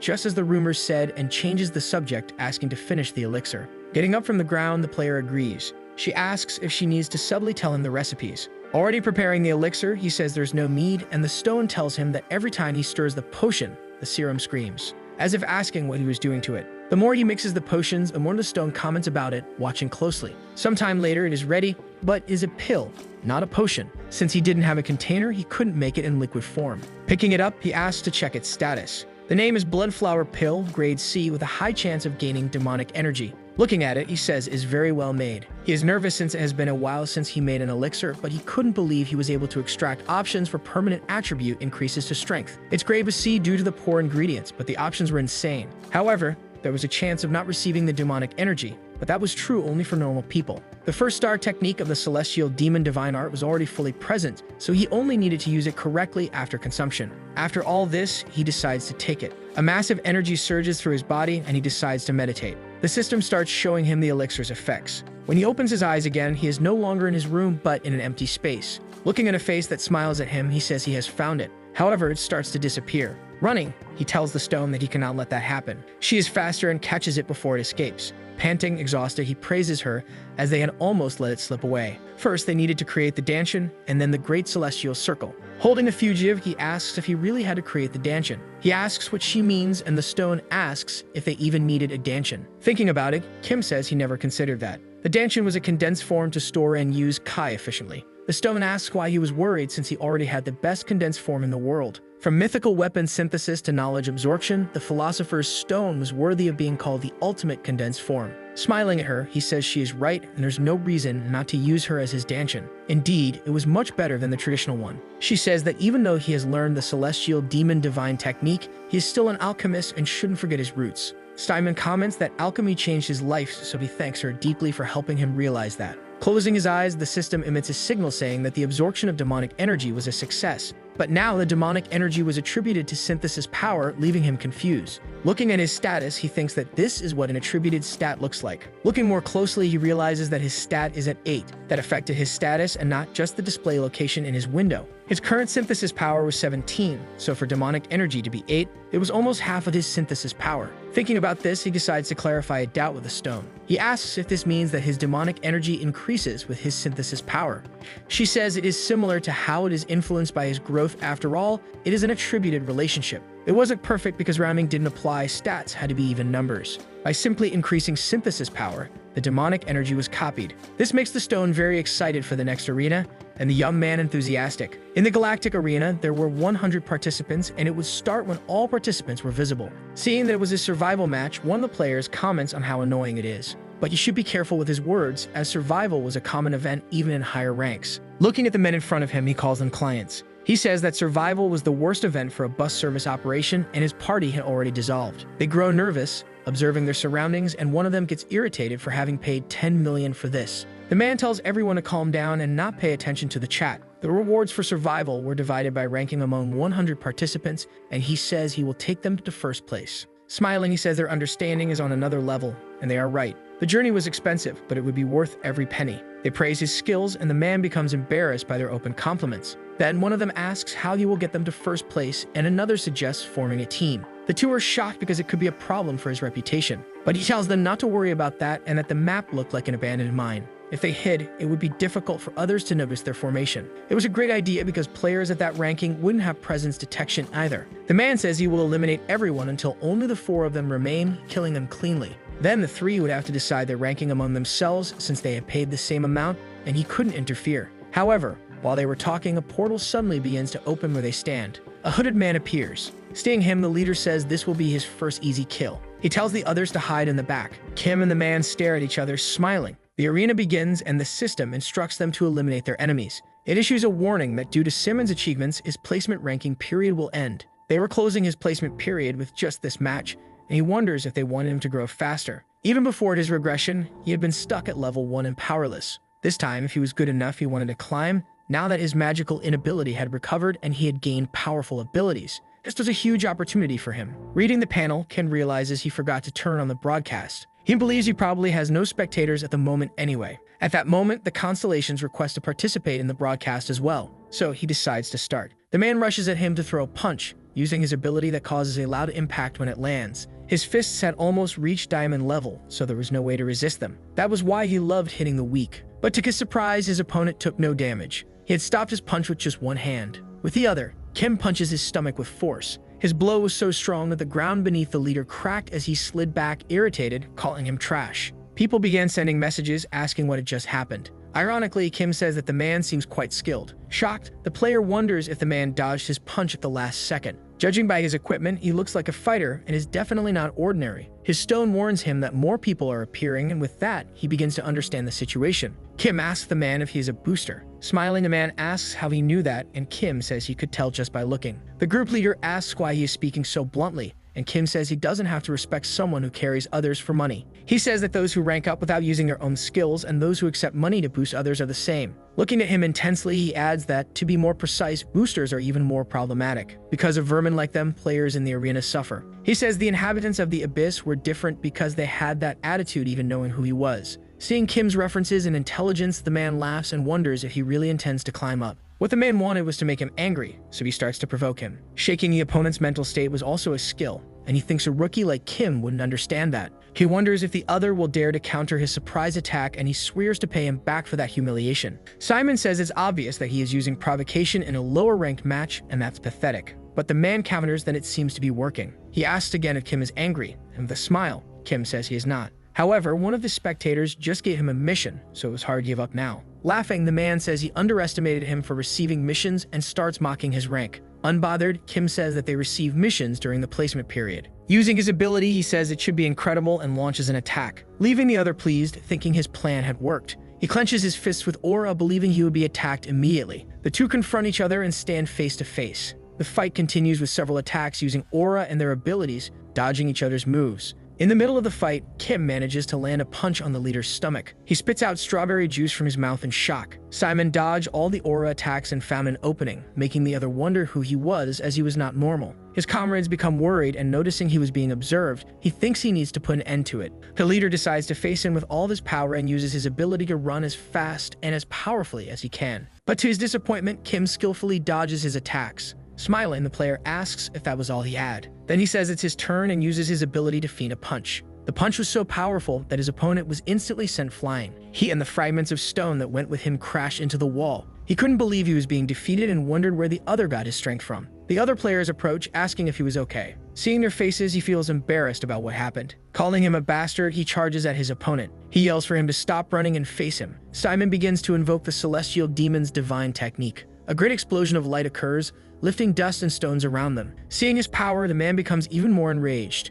Kneeling on the ground, he calls him a bastard while exuding a murderous aura. In a fighting stance, he thinks that this was a top-tier category opponent. Furious, his opponent shouts for him to die. Kim thinks that normally he would dodge, as it would be the right choice. But he couldn't afford to fail this mission, so he decides to use the Ogre's Fabric ability. A celestial demon's divine technique unleashes an imperial destruction. Once again, they both charge toward each other, and their clash causes an explosion of energy. The man spits red juice again, leaving the spectators in disbelief. He kneels, missing one of his arms, unable to believe what happened. With his head down, he admits defeat. Immediately after, he collapses, and the system announces that the winner has claimed his first blood. The reward for that arena increased, and Kim begins interacting with the screen. He thinks it was still difficult to execute the technique completely. As a reward, the demon constellation granted him 500 points, making him happy since he rarely earned that much from missions. He had worked hard to fulfill the mission given by the celestial demon, and the system stated that it was pleased. He received praise from the Galactic Arena for earning sponsorship from 3 high-ranking constellations, and to his astonishment, he gained 1,000 conquest points. He also acquired the title of the King's Choice due to an achievement and wondered what it could have been. The title was renewable and attracted the attention of high-level constellations, meaning that his interest grew, so would his future. Ken was astonished because all his abilities would increase by 1 each time he received sponsorship. However, there were complications, such as the fact that if the constellations withdrew, the additional options would decrease. Unlike growth-type titles, there was a possibility of losing options. Looking at his status window, he sees that all his abilities have improved. His demonic energy remained unaffected, but he decides to think positively since his other stats had increased. He didn't know what the constellation's future demands would be, but he should accept as many missions as possible from now on. At that moment, a boy who witnessed everything couldn't believe that Donking had lost. Noticing their lost expressions, Kim becomes intrigued. Looking at them, he remembers that they were also there. Without much thought, he heads toward the group of boys. They become afraid and point their weapons to threaten the player. Simon wonders how they passed the tutorial with so few skills, and the stone calls them pathetic. Because of people who paid for trips without any real abilities, decent players died in the arena.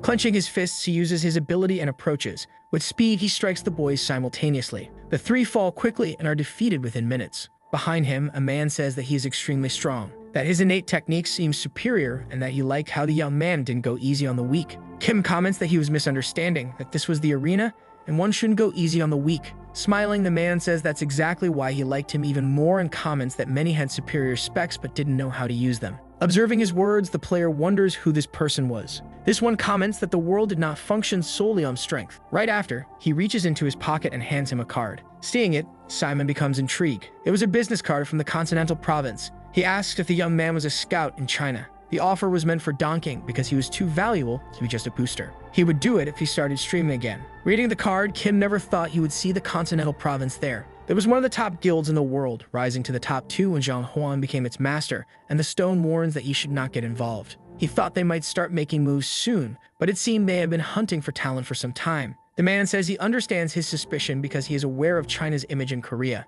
The player accuses him of naturalizing just to participate in the Korean arena, but the man laughs and says matchmaking was only possible at the platinum rank. Reading the comments, he is shocked to see that the names of constellations were among them. He says this was too much because using the names of constellations crossed the line. The constellations continue commenting, and the man thinks they were just trying to gain views. With speed, he attacks them in the comments. After that, the Black Goat constellation asks what was happening. Smiling, he tells Kim that he would pay the 920 million exchange fee in advance, that it was merely a symbol of sincerity, and that weapons and items above 500,000 would be provided. The contract terms were renewable every 3 years, and even if the contract ended, the supplied items would remain his. He finishes by saying that if he naturalized as Chinese, they would provide over 50 million yuan, which was 10 times the additional payment. He says they couldn't refuse because even Sensen didn't offer such conditions for low-ranking players. After hearing everything, Kim says it was an incredible offer, but the mission he received was still incomplete. Reading it again, he notices that it was an ambiguous mission and did not specifically state to reach first place or achieve a certain number of kills.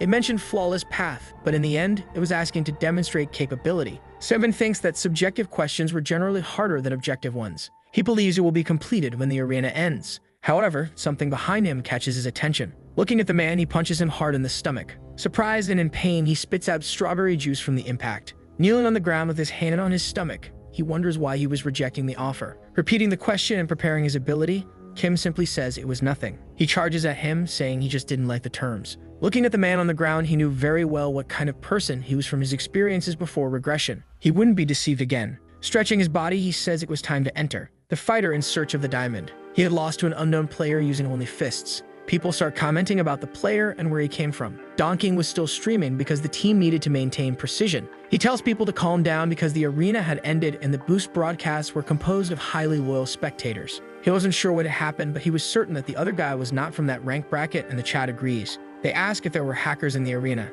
The priority was to apologize to the customers.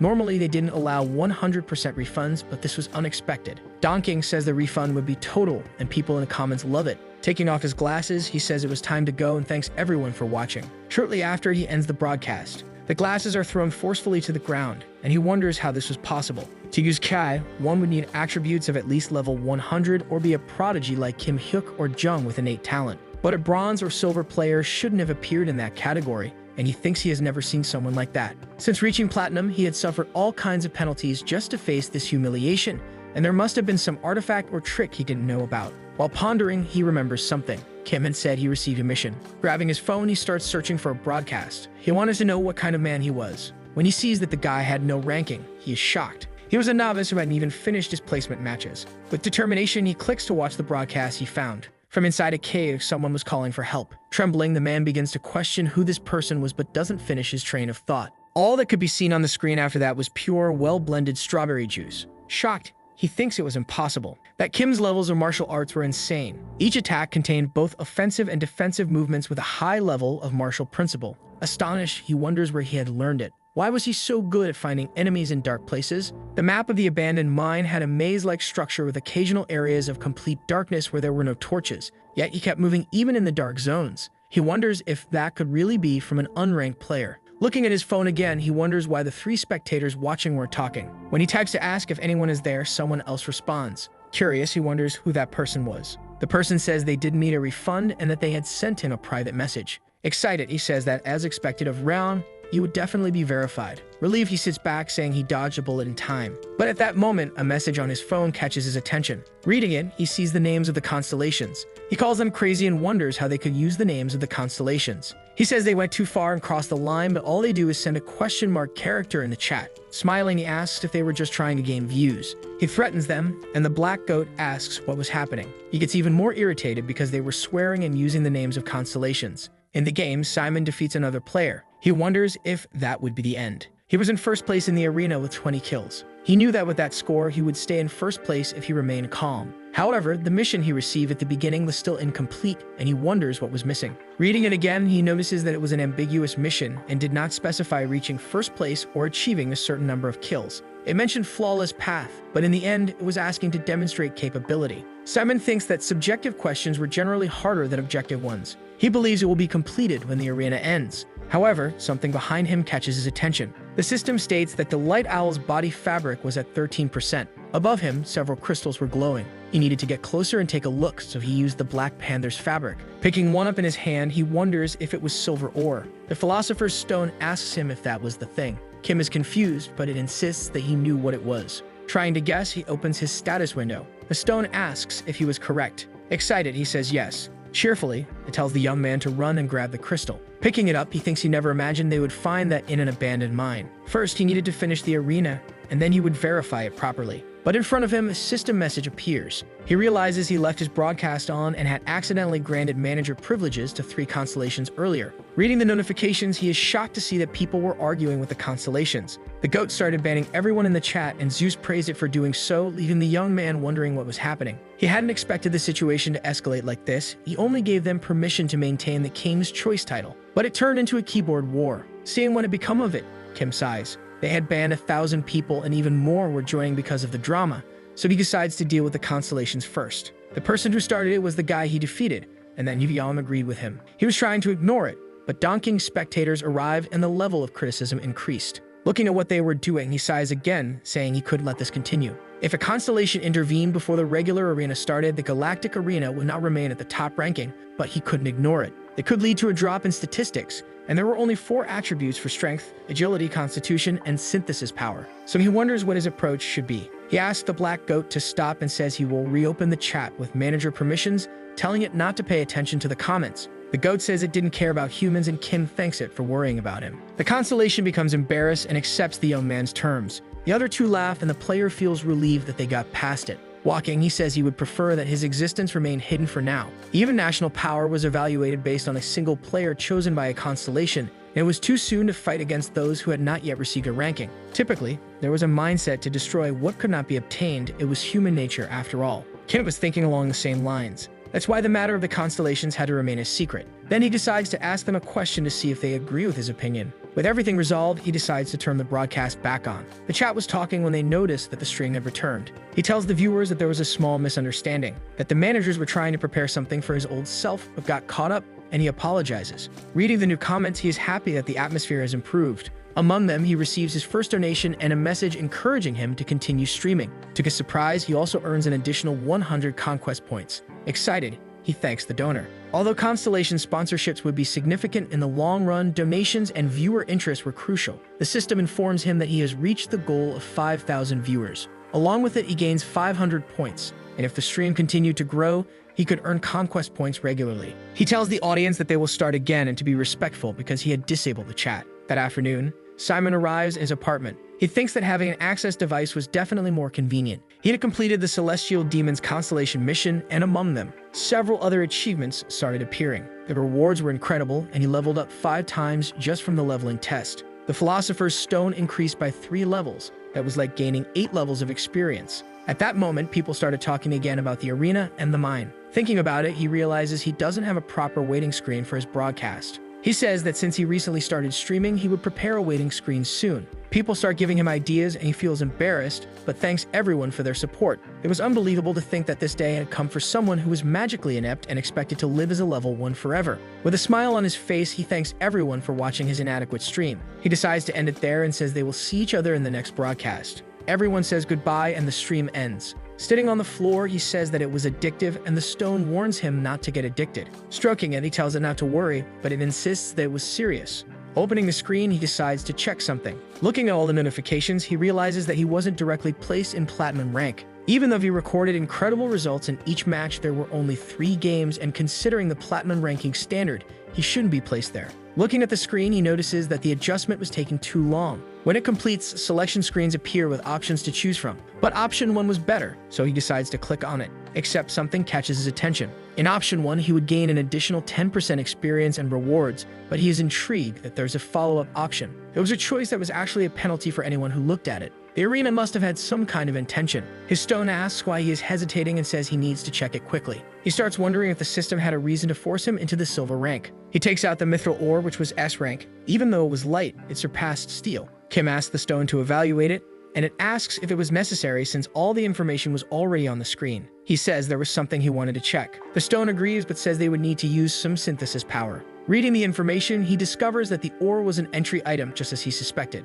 He never imagined it would be an entry item for a special arena. Just mithril alone would be incredible. But if it was an entry item, it was even better. It was an item that allowed entry into a special arena outside the matches defined by the Galactic Arena. He discovers that this was why option 2 was created. Beyond that, the ore was grade X, and he didn't know that it appeared yet. The world recognized SSS as the highest grade, but based on his past life, X would start appearing in about 2 to 3 years. The difference between the grades was that an X rating was a unique ranking, proof that there was only one of that item. The fact that it was attached to an entry item meant that the difficulty of the special arena would be considerable. A condition that made entry impossible, considering that the system placed option 2 in the silver classification. That item would become unusable once he surpassed the silver rank, so the best option would be to enter after maximizing his specs. To get a good response from the broadcast, he needed something stimulating. Then the system informs him that the action was complete. Kim decides to choose option 2, and the system tells him that his experience and rewards will be reduced by 30%. He was assigned to the silver ranking. Due to the measurement, that penalty would only apply to the silver classification, right after he gained 500 conquest points. 2 commentators excitedly discuss a certain person. They were from a famous TV program in Korea. They begin to enthusiastically praise this person and talk about his ranking. Known as Guka, he took first place in all regions, turning it into a national sensation. The broadcast where Kim Si-hyuk defeated the raid boss alone surpassed 500 million views. They speak in amazement, noting that it had only been a short time since the broadcast, and they praise the young man even more. One of them says he watched the video, and the other comments that he was jealous. The man watching tells Si-hyuk that they were talking about him. With a smile, the player listens to everything. Falling onto the sofa, he tells him not to disturb his break, and the man curses at him, asking why he was in his office. Si-hyuk says he is a client, and the other mocks him, saying he learned to throw his weight around. Then, cursing again, he asks if being a client allowed him to do whatever he wanted. The young man says he just wanted to rest. The man gives up and comments that the player had a really messy life. Shortly after, he fills a cup with coffee. Surprising him, he hands the cup over more calmly. Kim gets angry because he was about to sleep, and as he takes the cup, the man tells him to drink the coffee and leave. They continue arguing about the young man wanting to sleep, and the man gets irritated by it.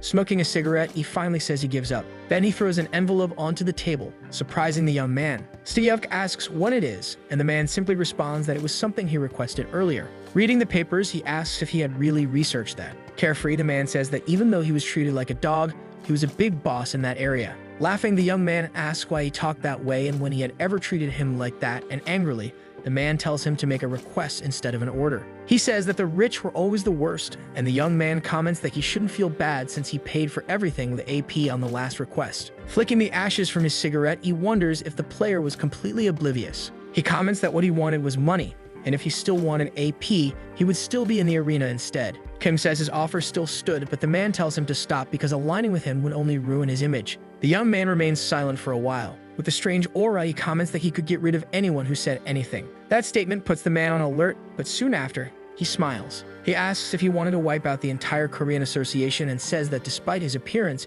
his personality was distorted. Then he realizes that he might actually be serious, and the young man asks why he was so surprised. He says he was just trying to reclaim what was originally his. Swallowing dryly, he wonders if the young man really intended to take over the association. Park Jin-wook knew when Seo wore that seemingly natural smile. Looking at him, he asks if that was all he managed to find out. Wook says yes and asks if there was a problem. He was dangerous. Just his aura was enough to make his hands sweat, and he was a diamond rank. If he were an ordinary person, he would be trembling. Satisfied, the young man says he had caught a big and unexpected fish. He discovers that Seongsu was after someone, but it was difficult to find out more because they were very cautious. The young man calls him incompetent, but he defends himself, saying he couldn't find out any more details. Sighing, he asks if Jung would know anything about Seongsu. Quickly, the young man says she didn't know anything. She didn't know before and she would know now. He says he thought the girl was investigating something. Simply, the young man says that meant she wasn't involved in the incident. The commentators begin talking about the incident with the three constellations. Scratching his head, the man asks since when they didn't get along, and the other replies that they had always been like that. But something at the door catches his attention. A strange dark aura passes through it. Wook asks if there was a meeting scheduled, and Seok responds that he always schedules them on the days Wook is absent. Still looking at the door, Kim comments that the night hunter was being pursued. The aura at the door grows even stronger. When it opens, a young man enters, calling for Wook. Wook tells him the place is closed and to come back another day. Looking to the side, he notices that Hayek had left too quickly. He thinks that his hiding ability had improved, and even an assassin like him was impressed. The young man comments that he didn't know it was his day off. Behind the door, the player wonders if he was there on Song's orders or if he was an assassin sent to kill him. Smiling, he apologizes and says to leave just one request. It was a simple job, but Wook refuses and sends him away. With an even stronger aura, the young man says to just find one person. Noticing that, the man screams and puts his hand under the table. Holding a sword, he thought he had no choice but to use it. At the same moment, Hayek and he move to attack at the same time. Each one advances from a different side to catch him from the front and the back. However, when the two get closer, they realize who the young man was. Closing the door, Kim calls him brother. Turning to him startled, he asks why he was there. Wook is confused about what was happening. Sometime later, the three of them were drinking tea together. The man asks what he wanted to request, and the young man says he was looking for someone. He says he was in the right place, and they were quite confident, leaving him satisfied. Finding a person was not a great challenge for a night hunter. The SS rank Night Blessing ability was optimized for assassins. Like other assassination techniques, it was also useful for espionage and information gathering. That's why he sought out Wook, who wonders why he was there. The brother was quiet and uncomfortable. He wonders why the other wouldn't look at him if he was feeling guilty about the incident 10 years ago. Simon asks his brother what he was doing and tells him to lift his head, then asks about the man. Faced with her, the young man becomes visibly nervous. Wook responds and says that Hyuk was not only a junior at the academy, but also one of his main clients. Kim finds it strange because they were not associated, as far as he remembered. He comments that he didn't know they were junior and senior, then remarks that they must be close. At the same time, they both respond that they were mortal enemies, leaving him confused. The man says he was forced to serve him as a slave. Hayek gets nervous, and his brother comments that it must have been difficult. He mentions that the other was intimidating. The two begin to laugh about his behavior, making him uncomfortable. Laughing, Wook says he found the client he liked. He asks who he was looking for, and the young man says the person was in the country. He says his fee was higher for people in the country and asks for some characteristic of the person. Smiling, he says her name was Mal Suk. She lived in Busan, and she was 24 years old. He says that was the same age as the young man beside him. Wook asks if he knew that woman, and Kim says not in particular. He might have known her before the regression, but not now. The man asks if her address would be enough, and the young man asks if he could find her. Laughing, he says that if he couldn't find someone with so much information, he should quit the business. Hayek catches his attention regarding what he had given him and says he really should quit the business.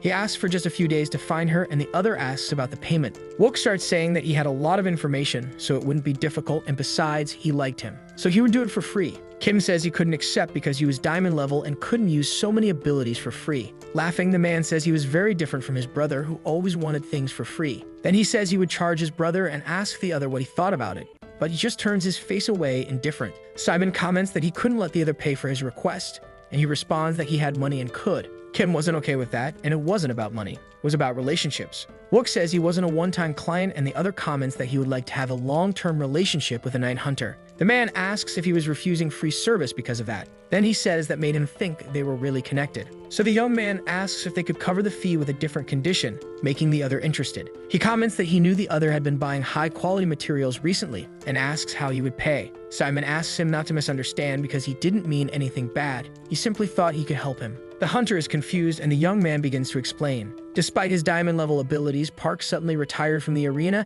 and now runs a business that only pays in cash. It was like a kind of detective agency. If he remembers his past life, the reason he suddenly retired at the time was because of mana sclerosis. This is a type of arena disease where mana gradually hardens or solidifies. There was no cure at that time, but the recipe for the cure involved fairly common ingredients. Kim had researched all kinds of treatments when he suffered from magical incapacity, so he knew the recipe well. On the day Hayek died at the hands of Lei Chu, it was Wook who stayed by his side until the end. If the hunter quickly approaches his brother, he could restrict some of Korea's internal problems, including those in the continental province. When he is surprised by the ingredients, his client learns about his illness and questions him about it in surprise. Park asks how the black market leaks someone's transaction details, and the player says that place only cares about money. Suspicious, he asks if he could really help with mana sclerosis. Simon says that if he is given the ingredients, he can make the cure. The two are astonished by the information and wonder if it is possible. Shocked, Park Jin-wook says he doesn't believe that Kim Simon can create the cure. After all, not even diamond-ranked alchemists have achieved such a feat. Smiling, the young man says he will not go into further details. All he needs to know is that, yes, it is possible, and then he can refuse his offer if he doesn't feel comfortable enough. Intrigued, the man reveals that there is something he really wants to know. He then questions why the young man is offering something like that when he had already said he would do the job for free. In response to the question, the protagonist states that he liked his frankness. Jin-wook, staring at the young man intently, starts to get nervous because he can't read his thoughts. Taking action, Kim Simon stands up and extends his hand, asking if he agrees to seal a deal. Having no other option, the night hunter accepts since all he wants is to be cured. The two shake hands, and it is agreed that the young man with the illness will buy the necessary ingredients to make the cure. Jokingly, the dark-haired young man tells him not to worry because he won't steal the materials that will be provided. Leaving the building, Kim Si-yak says he doesn't understand why his brother is suddenly looking for someone. He gets a flick on the head for saying that and for asking if the young man is also investigating what happened 10 years ago. Walking ahead, the protagonist states that he already said what happened was an accident. After all, the suspects were known awakened criminals, and he was the one who ended up being bitten by some lunatics. But since everything is now in the past, he and Yu-jong can stop thinking about it. From now on, they should only look toward the future without carrying any guilt or resentment. Impressed, his brother reveals that he never thought he would hear him say something like that. In response, the young man says he is also surprised. Thinking to himself, he says that his incredible younger brother deserves and needs to move forward, especially because now he is the one who will become Earth's hope. Continuing the conversation, Kim Simon says he has high expectations for Kim Si-yuk as national power is divided according to rank. He then reveals his fear of losing his affiliation displayed in the status window. Intrigued, his brother says that is the most useless item in the status window and asks what its purpose is. In his thoughts, the young man says he will understand how important the item is when he loses his affiliation and starts living as a refugee, receiving frequent penalties in the achievement store, which will ultimately lead to the most fatal consequence for a player: growth stagnation. Not wanting to tell the truth, he chooses to say that he only has some information about affiliation. Smiling, the younger brother says it seems like his brother has a good source of information, especially considering his recent transactions. He then asks why he has only some information if his source is that good. Opening his inventory, the protagonist says he wasn't going to tell his brother that, but he decided to be generous at least once. He takes out a mithril ore, leaving Kim Si-yuk confused since he doesn't even know what the stone is. His older brother tells him to shut up and look at the information on the screen, leaving him astonished. After all, he never received such a valuable entry-level item. Kim Simon then reveals that thanks to the ore, he managed to recover from his mana incapacitation and even completed his classifications. The younger brother, with his mouth wide open, gets stuck on the first piece of information. After all, the arena disease was responsible for stealing his brother's incredible future. With tears in his eyes, the young man asks how it all happened. But the protagonist simply says that, as he mentioned before, the past must be left behind and buried. Failing to argue against it, Kim Si-yuk gives a slight smile and says that, in any case, it's a relief to know that. Thus, his brother reveals that he discovered information about affiliations when he obtained the entry item. And that happened because the mithril ore is of rank X, something very rare to see. So he needs more information because he has heard that losing his affiliation is not a good thing, especially if it is tied to the item. Ending the conversation, the young man says he will prepare for the arena, and that his brother can contact him if he needs anything. Somewhat awkwardly, the younger brother says that since he has already finished his placement, he can also enter special arenas. Interrupting the young man, the protagonist asks him not to mention anything about carrying him as he knows that would hinder proper growth. Disguising his intent, Kim Si-yuk says he was only going to offer some equipment, but his brother says he doesn't need it. Before actually leaving, he asks what the young man does with the material items he receives in the arena, and the latter reveals that he just throws them away, which was already expected by Kim Simon, as rankers don't pay much attention to material items, which are mainly traded for money. Thus, changing his mind, he says there is something his brother can provide him. Returning to Park Jin-wook's office, the man asks why the younger brother is back. In response, he says that it's his day off, so he doesn't need to leave and doesn't want to. Placing a hand on his head, the Night Hunter questions whether he couldn't be more like his brother, and the young man replies that he cannot. He then reveals that his brother refused the offer to be carried, because that would drastically affect his growth. Laughing, the hunter says he didn't know that someone who had recently completed training already had access to such information. Kim Seok says that his brother has been a prodigy since he was in their mother's womb. Park Jin-wook agrees, stating that the guy he spoke to earlier was definitely not just anyone. The younger brother then says that his brother also refused the equipment, only asking for some material samples. Reflecting to himself, the man says that the young man is a human who dared to play dirty, even promising knowledge of a cure. And that makes him excited for the next chapters. Pulling him out of his thoughts, the young man asks him to investigate Go Malsuk thoroughly. Smiling, the man responds that when he takes on a job, he doesn't do it half-heartedly, so there's no need to ask for that. However, the young man in front of him says he wants him to conduct the investigation separately from the one requested by his brother. Making a joke, Park Jin-wook asks why he is requesting that, and the young man reveals that he thinks his brother is hiding something, but nothing related to the cure for his friend's illness, rather something else that he feels he should know. He reveals that he won't ask directly because he knows it wouldn't work since his intuition tells him it's something similar to what happened 10 years ago. And if there's one thing he doesn't want anymore, it's to be protected from the shadows by someone else. Kim Simon hums happily as he walks through the city, having received something he wasn't expecting, the Night Hunter's materials. Now he doesn't have to worry about medicinal ingredients for a while. His Philosopher's Stone then says it is worried because, unlike him, his brother seems too naive and could be easily deceived. Noticing his owner's reaction, the object says that, in any case, he doesn't need to worry, and the young man asks for the subject to be dropped. Arriving home in his alchemy laboratory, the young man decides to set the elixir aside since the cure for mana-hardening disease, if well managed, could be very profitable, especially because arena diseases affect many people, particularly higher-ranked players. And since he needs funds for future activities, a stable income at that moment is more than essential. He just has to remember his ultimate goal: to find the main culprits behind his brother's death and the destruction of Earth, ensuring that the past does not repeat itself in this new life. Remembering the warning that the arena would be closed on that planet, the young man concludes that everything must be related to some characteristic of his brother. Placing his hand over where the Philosopher's Stone is, he decides to stop thinking and start alchemy. Smiling, the stone is happy and says it has been looking forward to this moment. Looking at his status window, Kim Simon realizes he will have to use most of his achievement points to complete the process, all to obtain a 40% increase in his obsidian tablet. Clicking accept, the transmutation begins and quickly ends, now doubling the item's completion rate. This prompts the Black Goat constellation to send 500 achievement points as sponsorship, which satisfies him. Grabbing his equipment, the young man decides to enter the special arena Nightmare of the Burning Mine thanks to his entry item, which will be consumed. But a message appears, warning him that at the moment he needs to wait because the room is full. The Philosopher's Stone says that he doesn't need to rush into a special arena, but the young man says that everything is going according to his plan. The object states that since human transmutation has become twice as strong, it should be sufficient, and agrees with the young man's choice. Indecisive, he wonders how he should name his room in the game without choosing something stupid. He then decides to keep the description the same as the last times and start the broadcast. Seeing the viewers' comments, Simon feels relieved that he didn't turn the room's title into clickbait, noticing that even so, his room already has 1,500 spectators.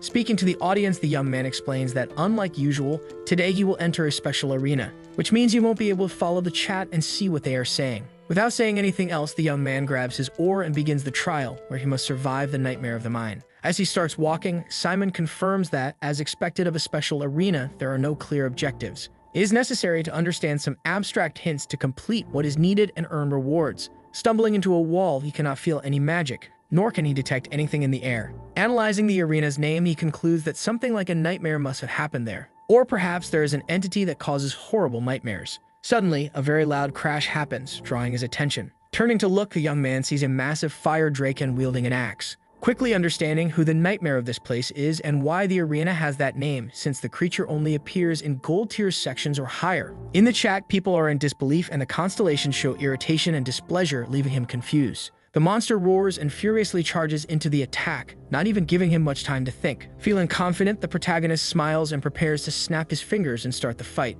With his move, he dodges the creature's axe with such agility that it can't quite grasp what just happened. Hanging from the wall using his Black Panther body fabric, Simon wonders if the Draken is looking for him. Switching his body fabric to that of an ogre, he jumps to deliver a punch with all his strength. The attack lands on the monster's tail, making it howl in pain. Spewing fire from its nostrils in pure fury, the Draken promises to eliminate him once and for all. However, the young man uses another of his magic tricks and begins to fly around the place, releasing a purple light as he does so. Delivering another extremely powerful strike with his foot, a blow strong enough to eliminate the creature, leaving his spectators completely shocked by the feat. Smiling, the protagonist thinks that he didn't expect to win with just one hit, growing even more impressed with his body transmutation, which allows him to easily transmute bodies in a single location, being more powerful and different from mass transmutation. Due to the young man's performance, the three constellations watch him decide to reward him with 1,000 achievement points. This surprises him since he didn't expect to earn so much just for defeating a draken. Thinking further, Kim Simon remembers that entities hate dragons in general, so there must have been some conflict between them and the Dragon Emperor. It is revealed that the Emperor first appeared on Earth during a massive outbreak in Germany, forcing even the most powerful dragons to bow before him. He destroyed all of Europe in less than a day, etching his existence into the minds of people around the world forever. The young man concludes that even without knowing why, the constellation's hatred of dragons can be considered good news. Since these creatures often appear as bosses in arenas, this will earn him a lot of support and benefits. Suddenly, what sounds like a scream catches his attention. The mine contains other drakens who are at that moment brutally eliminating what appears to be a player. Caught off guard, one of the creatures is struck by a boulder that rises from the ground. His allies look back and spot the culprit, Simon, who has just snapped his fingers. With immense rage, the monsters charge at the young man, who quickly repeats the trick and knocks down another member of the group as if he were a sack of potatoes. The remaining one begins to scream, questioning how someone from the scum of humanity dares to do that to his friends. But to his surprise, the protagonist, once again using the ogre's body fabric, grabs the giant axe with a single hand, and he begins to wrap the weapon's handle around the enemy's arm, who is unable to stop it. The creature can only watch as the object moves on its own and finishes the job, brutally eliminating it in sequence. Reflecting to himself, the young man realizes that there doesn't seem to be a nerf on the monster stats as there was with the goblins. His spectators still can't believe what they just witnessed. Noticing the messages, Simon wonders about the reason for the new commotion, wishing he had a manager to oversee the chat. But since he can't call the constellation's manager again, the young man decides to deal with his fans on his own. With a fake little smile on his face, he says that he's not a combat type, but rather a magic type, regretting immediately as his appearance only causes more chaos among the viewers. Responding to the fans, he says he cannot reveal his characteristics as they are requesting. He can only say that he's a magic type. Suddenly, the person the drakens were beating starts whispering, stammering while begging to be spared. To Kim Simon's shock, the wounded girl on the ground is a dwarf. Remembering when he entered the room, the young man realizes that it was mentioned this was the dwarves' holy land. Kneeling, he moves closer to try to do something and prevent the girl from passing away, which may not take long considering it's a miracle she's still breathing given her condition. Thinking to himself, the young man wonders if the dragons were trying to inflict the maximum amount of pain on the victim before finishing the job. Interjecting in the situation, the philosopher's stone questions why he isn't looking for other survivors instead of trying to help someone who's already at death's door. He responds that he cannot do that, because aside from having empathy, according to what the mithril ore said, this dwarf must be the key to the special arena. And since it's impossible for her to have arrived there so quickly given the arena's classification, it means that she should have died before even meeting the player who entered, making it even more urgent to save her. Opening his inventory, Kim Simon tries to decide what to do. Intrigued, the philosopher's stone reminds him that he left all his alchemy tools behind, so he doesn't have many options. Confident, the young man says he will make new ones. After all, he is an alchemist. Mocking him, the artifact says it thought he had forgotten that since he's only been doing human transmutation lately. Separating what he will need, the young man smiles and says he will now pay more attention to alchemy, because at this rate, the poor dwarf doesn't have much strength or time left. Reflecting, he looks at the materials and realizes that transmuting a potion will take too long, which forces him to change direction and try another plan. Speaking with the stone, the young man says that in this case, they should perform only one transmutation. Hesitant, the object says that will be very difficult given the severity of the wounds, but he states that he plans to use achievement points. The stone quickly agrees, and the protagonist warns that first, they need to do something about the external injuries. For that, he will use John Wick, whose primary weapon is the artifact of the Asclepios constellation, making him a high-rank healer. He snaps his fingers and a message appears, informing him that he will need to use 500 achievement points, making the young man realize that such a weapon must belong to a constellation rank lower than Zeus since it is cheaper. The stone then says that the artifact alone will not be enough to efficiently complete the objective, leaving the young man frustrated and tense for not being able to save the poor wounded child. Solving the problem, the stone says it will adjust the price so that the points will be sufficient, relieving him as he still has a long way to go, being only level 12, even though he is in a much better situation than in his past life. Optimistic, the young man says that the rest is just a matter of time and that even though small, his growth rate is still remarkable. Starting the transmutation, Simon notices that the completion rate is 33%, much higher than he expected, even surpassing Astrape's completion rate, which is only 10% despite consuming the same amount of points. Unintentionally, he says that, as expected, the constellation's classification has a significant impact on the decision rate, awakening the entity's interest, which begins to observe the fallen patient carefully, immediately initiating the healing process through its power.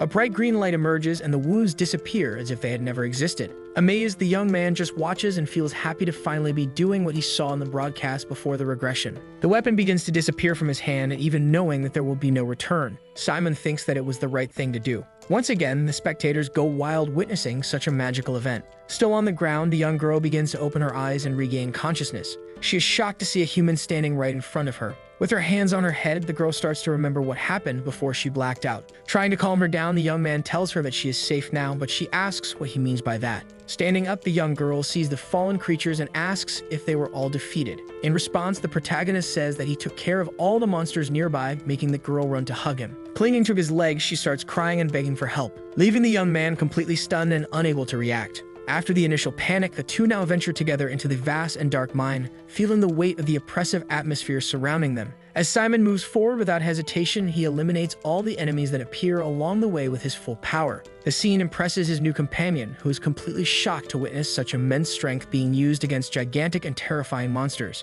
Lost amidst the tunnels, the young man asks Marnell if they are still on the right path. In response, the girl reassures him with confidence, saying that yes, they are almost at their final destination, so they just need to keep going. With only a little more to go before reaching the mine's center, she reinforces that he should simply keep following her. Thinking to himself, the protagonist reflects on his intuition and realizes that, as it seems, his hunch was correct from the very beginning. He is certain that something extremely important is there, something that will significantly impact the clearing of this special area. After walking a few more meters, he suddenly stops, looking ahead with a confused expression before warning that Marnell must have made a mistake. Because right in front of them, the path is completely blocked by a gigantic stone wall, making any passage impossible. Analyzing the situation more carefully, Simon notices an intriguing detail, as if someone had cut that massive rock and deliberately placed it there. With a confident smile, the girl mentions an old saying, "A wise dwarf always digs 9 tunnels." Then, without hesitation, she asks Simon to wait for a minute because she knows exactly what to do. Placing her hand on the large stone wall, an intense orange light begins to shine at the center. And to Simon's surprise, a secret passage forms right before his eyes, revealing that there had been a hidden path all along. Explaining, Marnell reveals that this passage is exclusively for the Elder's use, meaning no one else should be using it. But given the urgency of the situation, they cannot afford to take the main gate, where they would face even more enemies along the way. With a genuine smile, Kim Simon is impressed by the intelligence and cunning of his guide, who, despite her age, shows great insight. And from the bottom of his heart, he sincerely wishes that the hope and light in that girl's eyes never fade. Reaching a long corridor, Marnell indicates that if they follow it, they will find the mine's core, which will allow them to restart the defense system. With that, they will prevent the Drakens from continuing to spread uncontrollably and destructively, ensuring a bit more safety for the area. Suddenly, unknown voices echo through the surroundings, interrupting their steps and putting both of them on alert. Turning her gaze toward the source of the sound, Marnell panics upon seeing a completely destroyed structure, a scene of pure devastation. Desperate, the little girl falls to her knees among the rubble and begins to pray to the gods that at least the mine's core is still intact. But to her sorrow and despair, as she gets closer, she realizes that the item has also been destroyed, crushing her hopes. Watching the scene carefully, Simon realizes that in this state, recovering the artifact will be an extremely difficult task, perhaps even impossible. However, to his complete shock and surprise, he recognizes the destroyed object and realizes that it is the same item he obtained in the last arena. Still kneeling and overcome with anguish, Marnell murmurs that without that core, no one else can be saved. But before she gives in to despair, Simon interrupts her and, without saying a word, extends an inactive mine core that he had in his arsenal. In the live stream chat, viewers ask in disbelief how everything always seems to work out perfectly for him at crucial moments. Little do they know that, in reality, this was pure luck, an incredible coincidence that just happened to be useful at the right moment. Holding the item in her small hands, Marnell examines it carefully and says that although it is very similar to the original mine core, it seems unusable. Because unlike the destroyed core, this one does not appear to contain any trace of Earth power, making it incapable of restoring the system. Reflecting on the issue, Simon remembers that a deactivated mine core can be refined by replenishing its lost magical energy.